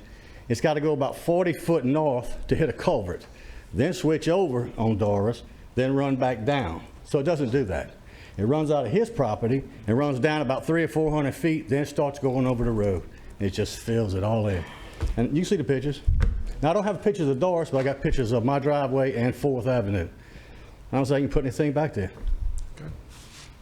Yeah, you can have them pictures. I got more. Okay. Thank you, sir. Anyone else wish to speak in favor or against? Bring it back to the commission. Oh, rebuttal. Sorry. Sorry. Okay. That first meeting was so long, man. I'm just getting all discombobulated now. No complaints. I knew you'd get us some time. I'm somewhat surprised by the comments of the two gentlemen. I certainly don't have the personal knowledge they have, but I'd ask you to look at the staff report with me. First page, flood zone, effective flood zone C, preliminary flood zone X, critical drainage, no. FFE is 12-inch above crown of street. We are not aware of the flood conditions on this tract, but I can only tell you that if we were to subdivide this tract, we would have to pursue a minor subdivision. In order to get a building permit for each parcel, we're going to have to submit a drainage profile in connection with each parcel. With all due respect to these gentlemen, I cannot imagine that the water from 4 homes potentially on 5 acres is going to exacerbate or create a water or safety risk to them. Again, I think that as it relates to the issue before you, is it appropriate to rezone this 5-acre square to allow 1+ acre parcels? I don't think there's any evidence to suggest that it's inappropriate, because we have some other like-kind zoning in the area. And again, I don't mean to sound like a broken record, because I know you heard it earlier this evening, but I'm not sure that this is a drainage hearing, and I don't know that you have empirical data in support of or that really against the drainage issue. That would be more a planning commission type hearing. But I do think that it's very relevant, the data that staff has provided you with regard to topography, elevation, etc. I don't think there's any reason to suggest that the rezoning alone of this tract would create harm to those in the area. The last thing I will say is this. My client is a general contractor. He builds homes for a living. He's done some due diligence already, but the last thing he's going to do is build homes for he and his children that are not going to be, are going to put him or others in harm's way. So it may be that we're going to have to do more due diligence to figure this out. But I don't think it's a reason to hesitate on a recommendation of rezoning. So we ask that you move forward this evening. Thank you. Thank you, Mr. Shane. Rebuttal, you wish to speak again?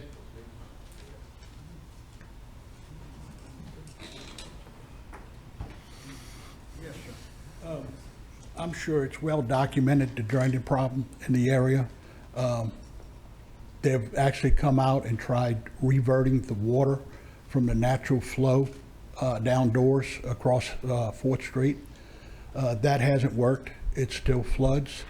As far as developing, the only thing that's been done to the property in the last 3 years, probably that I know of, is he pushed a bunch of 3 old houses down, put them in a pile, which just caused more debris and filled some of the ditches in.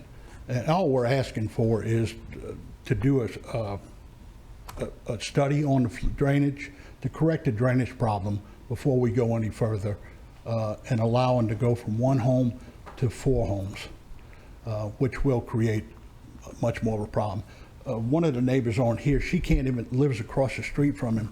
When it gets good rain, she can't get out her driveway down Doors.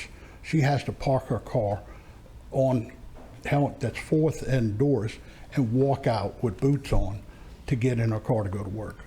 And this is a probably monthly occurrence every time we get a good rain. Okay. Thank you. Thank you. Sir, do you wish to say anything further? Okay. All right, we'll bring it back to the commission. Commissioner Arsemont. Yeah, so obviously the comments are appreciated, especially from the neighbors and the public. but I think the due diligence was done on the other part, and I think I'll go ahead and make a motion to accept the petitioner and rezone. Okay, I have a motion to approve. Commissioner Narcisse. I like the idea that you've come in and said, hey, this is what we want to do, this is the plan, and it's consistent with what's around it as far as L1. I think it's pretty good. I'll go ahead and second that motion. Okay, we have a motion and a second to approve. Commissioner Robert. I just wanted to bring to light something that nobody has discussed with this. I am in favor of this request.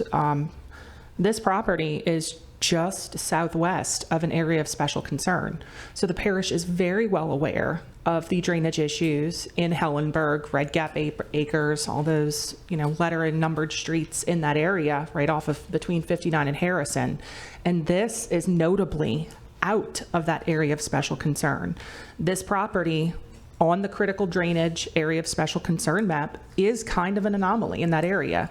So while I do understand and sympathize, and I understand why you guys, are here, I would highly recommend that you reach out to Public Works, petition them, ask them to come clean the culverts, all the cross culverts in that area. But I am in favor of this. The density I don't feel like is unreasonable. There's plenty of width and depth on those lots, even if, so I'm happy with it. Okay, Commissioner Martino.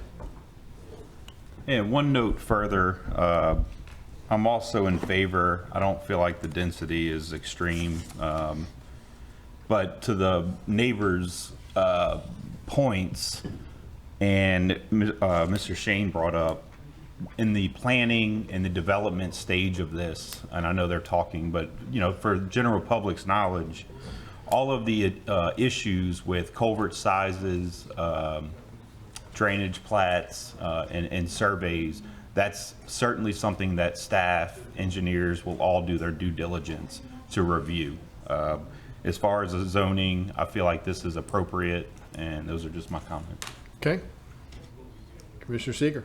Mr. and Mrs. Vickers, I also agree, but I would encourage you, when you're building your house, you learn from the parish that our grandparents all built things on piers, and I would recommend you do that. It seems like our society has dumbed down over the last 100 years, but you might consider building it up, not putting it on a slab. This area is wet. It would protect your investment. That's all. Okay, we have a motion and a second. No further discussion. Please vote. Motion to approve carries. Okay, move to agenda item number 3.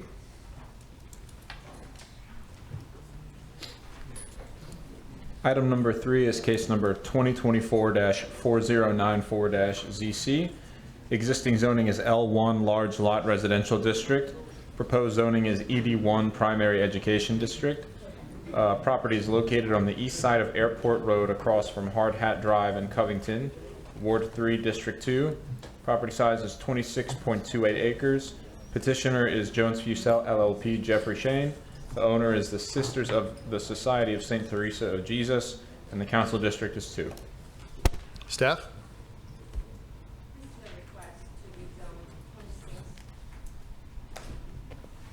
This is a request to rezone 26.28 acres that is currently zoned L1 Large Lot Residential District to ED1 Primary Education District. And the objective of the request is to develop the property with a school that is from pre-K through 12th grade. Excellent. Mr. Shane. Good evening again. For the record, Jeff Shane of the Jones Fussell Law Firm at P.O. Box 1810 in Covington. And I have the pleasure of representing Holy Family Academy. Many of my clients are with me this evening.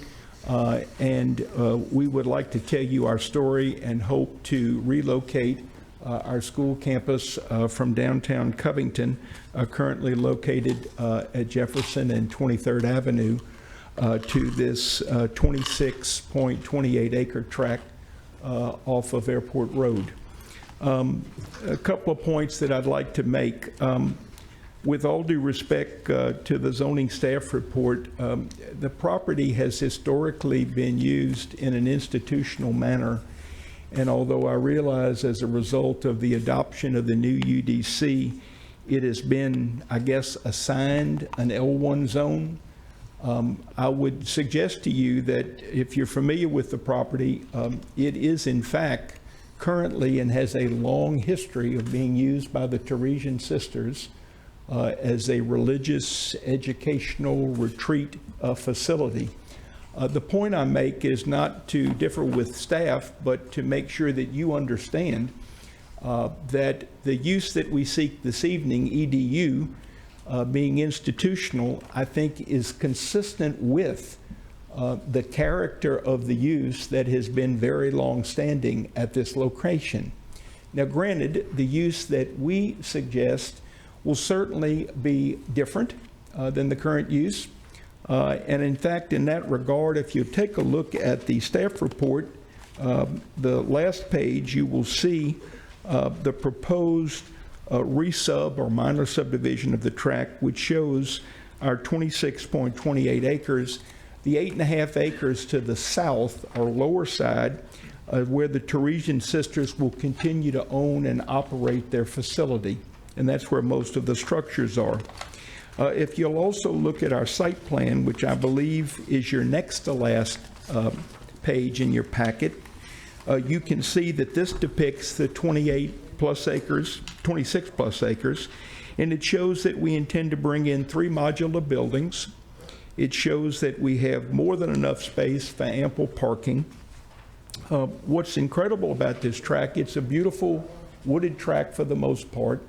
Very green, lots of beautiful trees with some open area. I'm sorry, I'm hearing some noise. Can we refrain from talking in the audience, please? Thank you, I appreciate it. But there's some areas that are cleared, and really there will not need to be that much clear or excavation in order to bring in these modulars. We will be able to use one of the structures that's there as part of the school campus. And we also have the ability with the driveway system to have incredible stacking of cars as it relates to people bringing children to school and picking them up, which often is not the case with schools that abut public roads. So with the short time that I have, some of the things that we plan to do in order to offset some obvious impacts. The property is relatively flat, but it has ponds already in place, but to the extent that we need to create detention, when a drainage study is done, we have ample room to do so. With regard to traffic, which I think could conceivably be the most important issue as it relates to placing a school in this area, we have a lot of good options, one of which is that we are going to redesign and redirect the driveway so that it will match up with Hard Hat Drive across Airport Road. And so anyone coming, exiting our property and getting to Airport Road will have the opportunity to take a left, go down Airport Road to Highway 25, go straight across to Hard Hat and work their way to Highway 25, or even turn right on Airport Road and go up to River Road, where they'll have 2 options. One to go left to Highway 25, one to go right to go to the Lee Road. So the other thing that's important, and I may take my rebuttal time in order to discuss this, because I think it's interesting important that you know this. Our school currently has a campus of 250 students, and our present plan is to grow the school at a very modest rate, probably not to exceed 300 students. I'm going to use my rebuttal time if I could. Could you do that during your rebuttal time, please? Sure. Yeah, could I ask the chair if I can use rebuttal now and just waive my rebuttal? Sure. Yes, you can. I'm not trying to be offensive. No, that's okay. Go ahead. I'll have to take my chances, but I think there's some more information that would help you understand what we're trying to do. So we have some ideas that include no more than 2 classes per grade, that would never take our population more than 300. But what's really important is that this is a hybrid school in the sense that there's certainly going to be a school, an institution, a faculty, in fact, a faculty of approximately 34 or so, but there is also homeschooling of the students on certain days of the week. So to give you some ideas, our schedule as it relates to school start and drop-off, the drop-off does not begin until 8:15 in the morning. The pickup is between 2:30 and 2:45.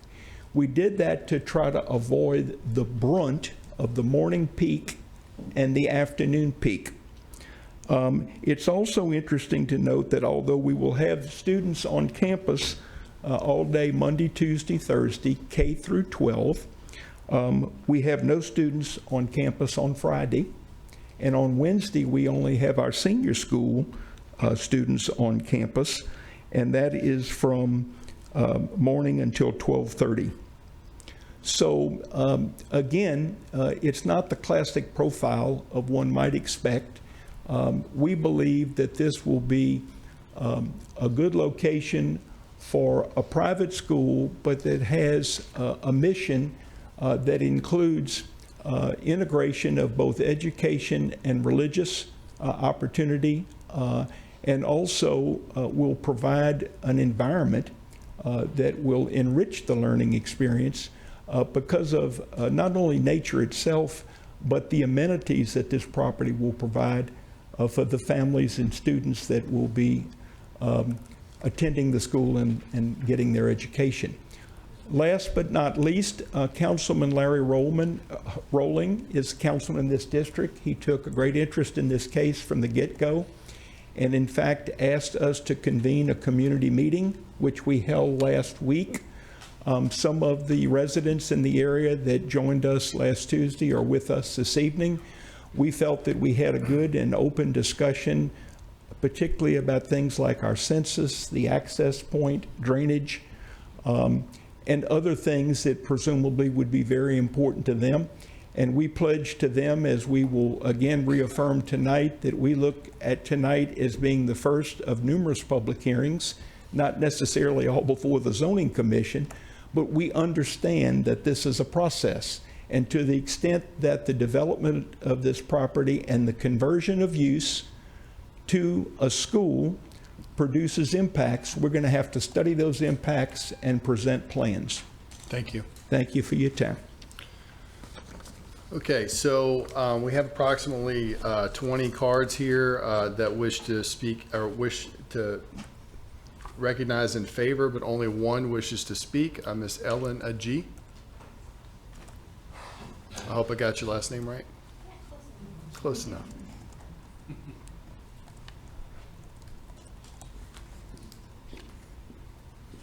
Hi, my name is Ellen Agee. I live at 74207 Airport Road, and we're right down the street. My neighbors, we met with Mr. Shane in the school last week. At first, we were all kind of, you know, it's new, it's different. What do you do? I think they presented a good case. I'm for the school being there, but our problem is, I think you guys might know, you have a traffic problem, okay?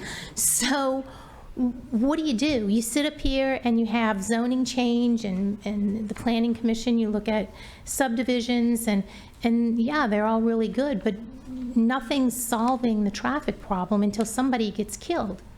So I hope that everybody sticks to what they're saying, because it's, you know, I'm going to tell you, I came from Jefferson Parish. Doesn't always happen. But it's important for the safety of my neighbors, for the safety of my family, and for everybody that travels and tries to get out on Highway 25. I've been told I take a suicide left turn every morning. So it's not a joke when it actually starts to become, you know, for real.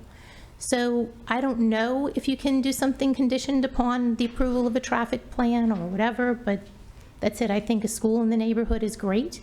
I think this is a nice school, nice people, but we all are pleading, apparently from all over the parish, for help with traffic. So just to let you know, this is the traffic study would be done as part of the planning phase of this, so it's not part of the zoning, but a traffic study would be done as part of the plan once it's established. I'm aware, but we all just keep planting seeds, I know, you know? but it's also a state highway, so it's you know, we have. But Airport Road is a parish road. Correct. All right, thank you. Thank you. Okay, we have two cars that wish to speak against. Mr. Craig Anderson.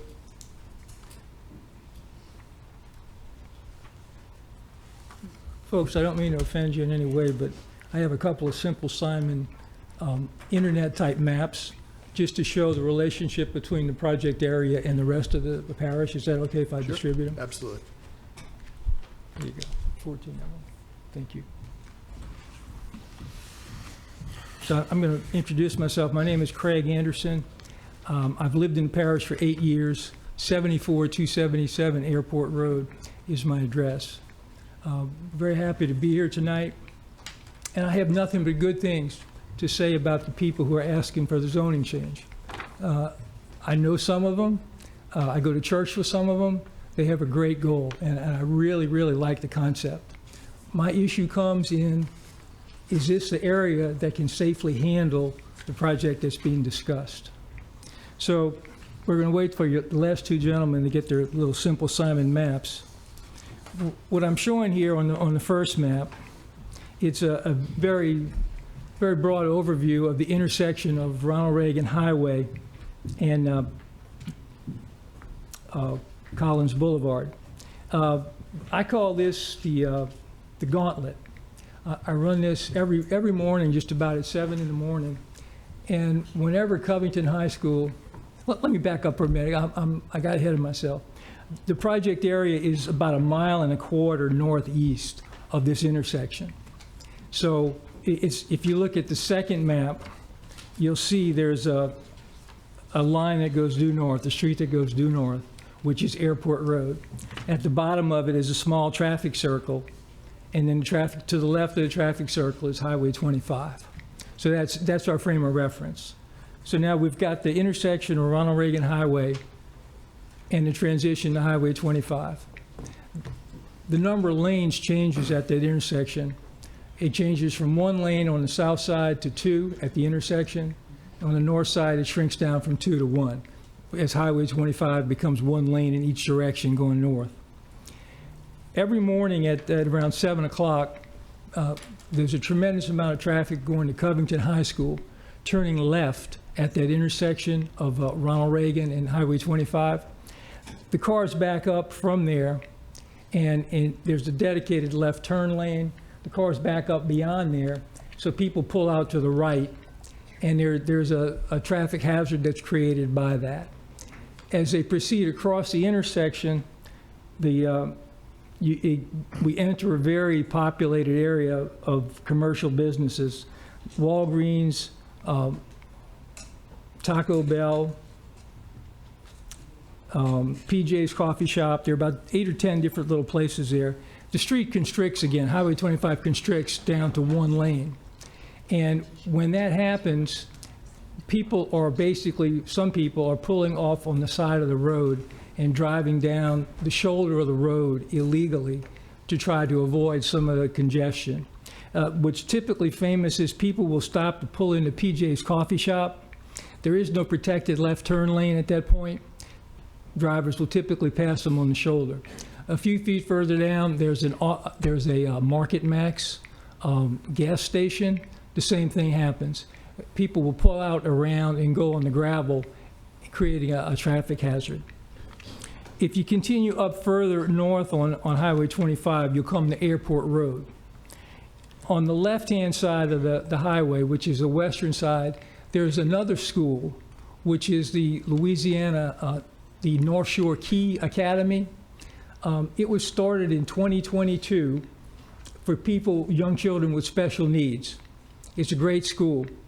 It started off at 117 students in 2022, and it blossomed up to 363 last year in 2024. Quite a bit of growth. If you look at the details of that map, Airport Road is on the east side of 25, Airport Lane is on the west side. They're basically the same street, just split in half by Highway 25. So now, for people who are approaching this area, they have an option to turn left on Airport Lane to go to the school, or if this zoning change is implemented and the school is built on the Teresian Sisters property, they would turn right and go up Airport Road to the school location. So you can see that there can be a tremendous amount of additional traffic congestion as additional cars come through the area, splitting to go to two different schools, each on different sides of Highway 25. So that's the main concern that we have there. People trying to leave our neighborhood between 7 and about 8:45 in the morning, as many as 6 cars can back up in that short section of Airport Road between the traffic circle and Highway 25. And the only way they can get out because of the traffic density is 2 things have to happen simultaneously. The traffic flow to the north has to stop by someone turning into Market Max to get gasoline. That shuts down the north flow. And then momentarily, someone heading south on 25 has to generously offer to let you in. So it's a really terrible situation, and adding the additional cars that our friends are talking about adding is only going to make that situation worse. That's basically all I have to say on the traffic. If you look at the second map, you can also see that there's an industrial park further up the road, which I'm sure you're familiar with, and which is slightly Sir, north. do you want to retain a little bit of time? We have another speaker that wants to comment on this section. You've taken 3 minutes. I'd like to say one other thing, if I could, sir. You could keep it There's brief. one other point that is a point of contention. Mhm. The 2040 development plan asks for development in areas where water, centralized water and sewer facilities can be used. Airport Road doesn't have that. The water that's used, the utilities that are used in terms of water and sewer would have to be developed on site. So we're talking a package treatment plant perhaps and another well. Okay. Thank you very much. Thank you. Will McIntyre?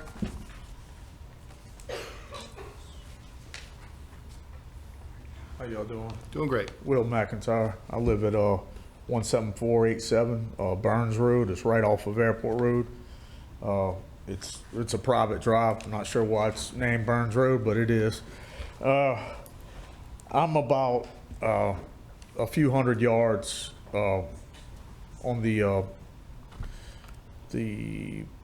would be the west side of where the proposed school would be built.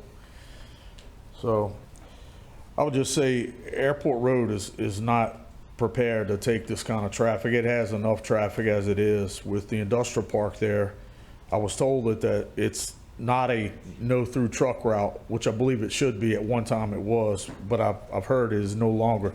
Those 18-wheelers and those trucks use that Airport Road when they have entrance and exit off of Highway 25, which they should be using. So law enforcement can enforce that. And as far as the traffic conditions, I can tell you, I'm very well aware of them. I'm a sheriff's office. I work for the sheriff's office. I see it all the time. It's a death trap right there at Airport Road, trying to get out in the morning or get in the evening. This would affect people from North and South Fitzmarsh Road, Hosmer Mill Road, and River Road. And I think we'd have a lot more people here if they were made aware of this. The notice was put up, from my understanding, yesterday. I found out about it yesterday. Let's see. You'd have additional school buses, other vehicle traffic for sure. And Mr. Shane had mentioned earlier, it'd be, somewhat the same as the sisters have now. It'd be totally different. They don't have near the people coming in and out of there. It doesn't matter what time it is. Some times are better than others, obviously. I'm going to give you another minute since you used his rebuttal time. He had 7 minutes. I understand. Okay. was entitled to 7. You gave him 2? He had 7 minutes also. Okay. Do I not get That's that? okay. You're gonna get the full time. Thank you. As far as the starting times of the school and the end times, that it does make a difference, obviously, but it's any time right there it's a death trap. And as far as the zoning staff report that I've read, number 8, the proposal of the requested ED1 primary education district to provide for local and public, for the location of public or private schools that are generally served by buses or serve smaller student populations. Not sure what that means, so smaller student populations. All I could think of, I'm assuming more vehicles. And here's the last. Permitted uses include art studio, daycare, adult care center, educational facility, adult secondary, learning center, elementary, or middle school. Sir, electrical. Time has expired. We gave you just as much time. So I don't think so. You didn't give me near much. I'm right at the end here. Okay, you just wrap it up in 10 Yes, seconds, sir. please. Electrical energy station, small wireless facility, stormwater retention, and detention facility. Okay. What is a detention facility? Thank you very much.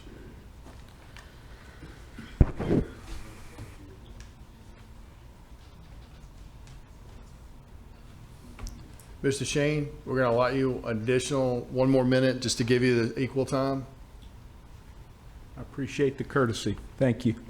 Well, if this project were rezoned, it cannot procure a permit to construct any part of the campus or facility without meeting all parish requirements. That includes sewage, water, drainage, traffic through a specific traffic study, which will study ingress, egress, time schools start, time schools lets out, the times our vehicles merge with others. Our school does not have school buses. Would never want to preclude the possibility in the future, but that's really not the structure of the school. The parents bring their students to school. I'm sure some carpool. And we appreciate and understand we had to take into consideration the existing traffic conditions when we looked at this site. But we know that the model that we intend to operate, we believe, can successfully merge or integrate with what's there without creating undue impacts. Thank you for the time. Thank you very much. We're going to bring it back to the commission. Commissioner Seeger. Mr. Shane,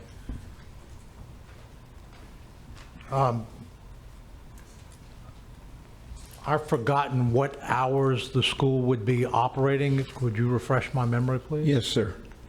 So the lower school on Monday, Tuesday, and Thursday is 8:30 to 2:30.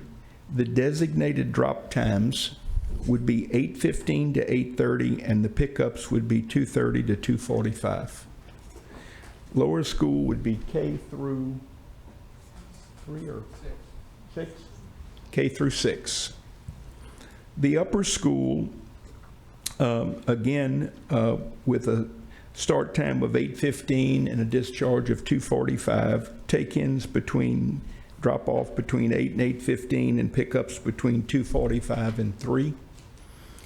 And then the upper school, again, 8:15 to 12:30, with drop-offs between 8 and 8:15, pickups between 12:30 and 12:45. Now, that's on Wednesday.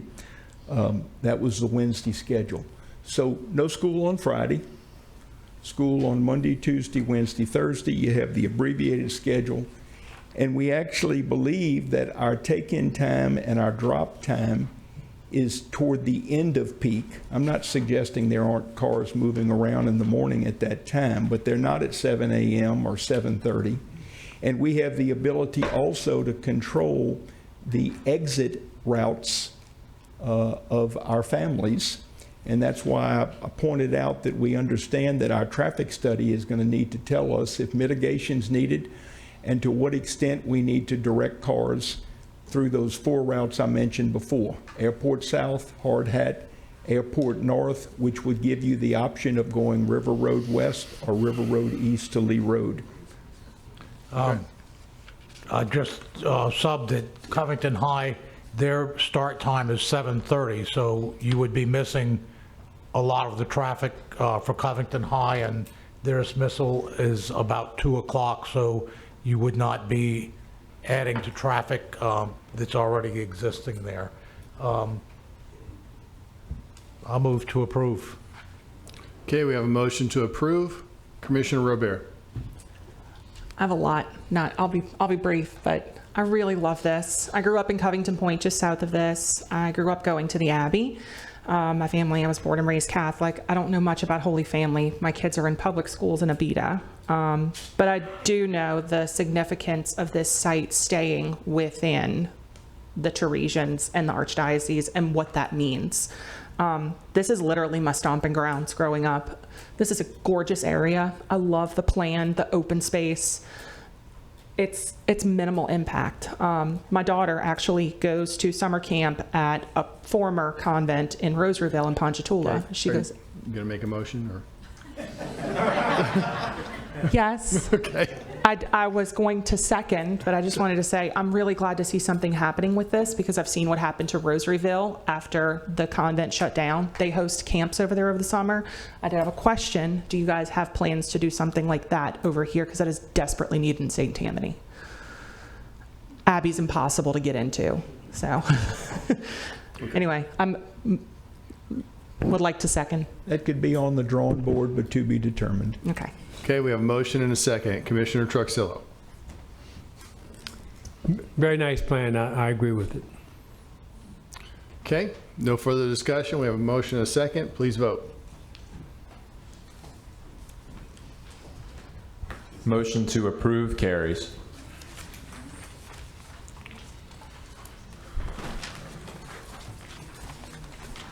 Okay, we're going to move to item number 6 on the agenda.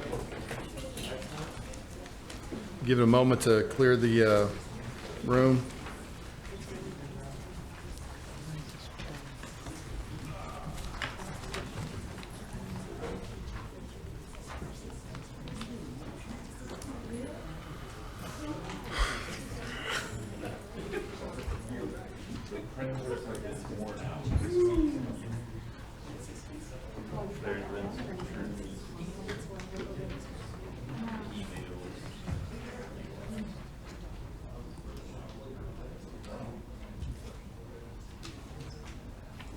Okay, if we could read item number 6 into the record. Item number 6 is case number 2024-4101-ZC. Existing zoning is R1 Rural Residential District. Proposed zoning is R2 Rural Residential District. Property is located on the east and west sides of Cruden Road, north of US Highway 190 or Ronald Reagan Highway in Covington. Ward 3, District 3. Parcel size is 22.67 acres. Petitioner is Michael Soche. Owner is Terryland LLC, R. Vaughn Simony. Council district is 3. Staff? This is a 22.67 acre parcel that is currently zoned R1 Rural Residential District, which allows for 5 acre parcel. The request is to rezone to R2 Rural Residential District, which will allow for the creation of 3 acre parcels. You have a map attached to your staff report to give you more information in regards to the location, which you have a parcel that's on the east side of Pruden Road and one parcel that's on the west side of Pruden Road. Mr. Soche. Good evening, Chairman Gaines and members of the commission. Mike Soche, President of Gulf States Real Estate and Development, 109 New Camellia Boulevard, Covington, Louisiana. I'm here representing Terryland LLC, Mr. Vaughn Simony. You may recall this particular piece of property came up before the commission, probably, it was within the last year. 3 months ago, yeah. 3 months ago, 3 or 4 months ago. And there was a lot of discussion about commercial zoning. Mr. Simony had asked for commercial zoning and crossed the entire 190 frontage. The commission at that time chose to deny commercial zoning flanking Pruden Lane, which is a residential street that moves to a residential area. And so Mr. Tammany, through contacts, tasked us with doing some real estate consulting for him and selling the property, marketing the property for him, and we did that. And in doing that, we believe that the highest and best use of this particular track, which flanks Pruden Lane, we've had it surveyed, is the R2 zoning. It is currently zoned R1. We can do 4 5-acre lots along that particular corridor. We asked Ms. Casabon, who I've met with on 2 occasions, would she possibly support 1-acre lots, which are more affordable? She said she did not like that plan, but she could support R2. So I do want that for the record. There's a couple of drawings that I've given you.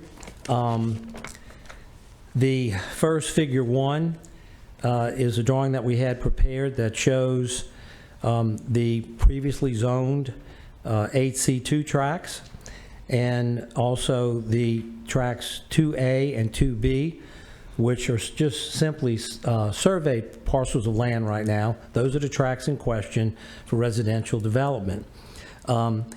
We did figure 2, which shows a proposed subdivision of those lots, not a major subdivision. This would be a meets and bounds subdivision of lots to sell. There is no impact on the sewer and water system. You guys may know that if you S1 and S2, you do not have to have central sewer. So these individual houses would have their own sewer and water system, so there's no impact on that.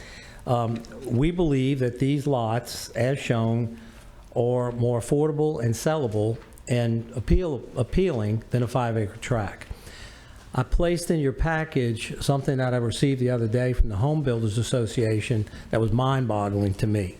We do not do a lot of work in the residential realm. Obviously, there's some property here we can sell. That's 8C2. But in our research, I think everybody knows here that we have a housing shortage in St. Tammany. We have an affordability problem in St. Tammany. We believe that there are probably some residents that might have children that live behind here on Pruden Lane that might want to buy lots next to them. And again, that trying to get the lot prices down as much as possible will help them achieve that. If you look at those numbers, they're mind-boggling. The average new home cost in Louisiana is $400 and something thousand. Only 85% of the people in Louisiana cannot afford that home. That's a new home. So we think we do our little part, going from 4 lots to 6 lots, which seems very reasonable, and let people build an estate home on these particular pieces of property, and put to bed once and for all the potential for someone coming back for commercial development along Highway 190, basically giving the residents what they had hoped for. From a property tax standpoint, again, this is a small impact project, but we do have the parishes in need of funds. 6 properties will achieve more property taxes than 4 properties. That's to be said. The package, the home and the lot package, will help the tax base. Although it be a little, we believe this is not a big stretch. The other map that we've attached is a aerial of a tax map. I think it's figure 3, Terry, is that correct? That we took all the lots up and down Pruden Lane to the end of Pruden Lane and did an average of what those lot sales are. Some of those sizes are. Okay. Thank you very much. I'll come back and finish. Okay, does anybody in the audience wish to speak in favor? I have one wish to speak against, Mr. Matthew Allen.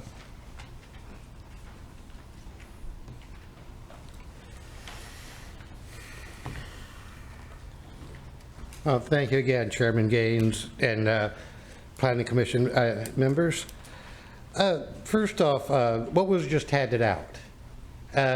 We don't know what the new plans are and all. That should have been done for the public to know about what was going on before we came up here. So I'd like to object to that.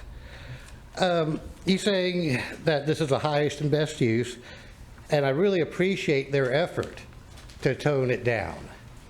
Okay, it is a much more reasonable, but we still have some issues with this. Again, number one, this is deep within the flood zones.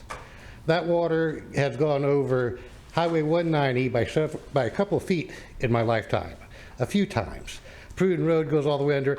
Homes to the north flood constantly. They even said in the packet that the final floor elevation is 12 inches above the road crown. Anything they build 12 inches above the road crown is going to have water in it every 15 years or so.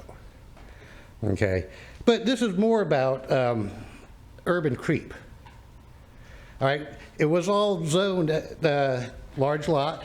They got rezoned the two parts, so now they're trying to get a few more houses. I understand that everybody wants to make a little bit of money. But he also owns, I think it's close to 40 acres north that we haven't even talked about yet.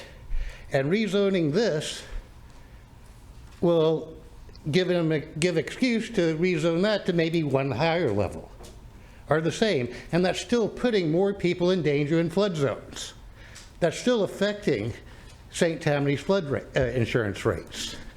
I read a study this month from the Association of State Floodplain Managers I'm a member of. And St. Tammany was one of 200 counties, parishes studied across the nation for, flood zone development. And they were talking about right outside. Out of 1,800 counties they studied, St. Tammany was in the top 200 for the most homes in flood hazard areas. Why are our insurance rates so much? Because we keep putting more people in flood zones. And again, this isn't an obnoxious or anything development. I appreciate the efforts he's putting in, but we still don't believe it's appropriate to be adding more people in. And then, just like in the Goodby one, they're trying to use the smaller developments as an excuse. Well, you got to give us this one. This is a game that gets played. I've seen it for 20 years now. And they'll be asking for higher density, again, in the deep flood zones. So thank you. Thank you. Rebuttal? Okay, as it relates to the maps I gave out, the only new map is a illustration of a potential subdivision of the property. Those lines are just lines on paper. I also called Mr. Matthews about 10 days ago, left a message, no response. I sent him an email yesterday or today, no response. So that's my note on that. What I was getting to was the drawing that we took of the tax map and looked at the lots. And the lots range from 1 acre to 5 acres but the key point is the average of all those lots in that area, directly in our area, up and down the street, 3.06 acres. And so we're in perfect sync, as the staff report indicates, for what is in the area. And again, with the affordability issue, we're giving Mr. Simony and you guys, and ladies and gentlemen, our professional opinion of what the market would appreciate here. And again, with someone in this neighborhood, again, may want their son or their daughter to come in and just giving it a little more of a reach. There is one other thing I want to mention. Track 2C, you see there. There is nothing planned for that track. We have met with the parish about that track as it relates to potential drainage improvements, area drainage improvements. We have met with the state of Louisiana, the OTD, on that track and offering that as a potential solution for drainage issues in the area. And very recently, the parish went in conjunction with the Corps, permits with the Corps, and cleaned out all of these creeks in here. I have pictures of that. But yes, these properties are in a flood zone. Yes, there are rules and regulations, as Mr. Jeff Shane said earlier, about how to build in there. I expect some of these people will probably build up on large lots like this and build an estate home up in that area. So with that being said, we would appreciate your consideration in this particular request to go to 4 to 6 lots in this area. Thank you very much. Mr. Allen, rebuttal? I won't be long. Thank goodness. Just kidding with you. First off, I'd like to recognize the residents who live around here who came over and spent the whole evening here to it. I Absolutely appreciate it. Appreciate it. You know, everybody's going, nobody wants 5-acre lots. We got to, rezone this. It's really about maximizing the profit. My parents, I grew up directly across 190 from there. That's the driveway across from Pruden Road. They had 22 acres from my grandparents, and they subdivided and sold off 5 acres of it 2 years ago. And they went through all this process. That 5-acre lot sold in under a month at a very good price. So to say that nobody wants 5-acre lots is a little absurd here. People want these large acres. They like their privacy. And we believe that this, considering the flood zones and all the other hazards of traffic and everything, that this should stay zoned as L1. Thank you. Thank you. Your time has expired. Yeah. I'll bring it back to the commissioner. Commissioner Seeger. I move to approve. Okay, we have a motion to approve. Commissioner Narcisse. I second. We have a motion and a second. No further discussion, please vote. Motion to approve carries.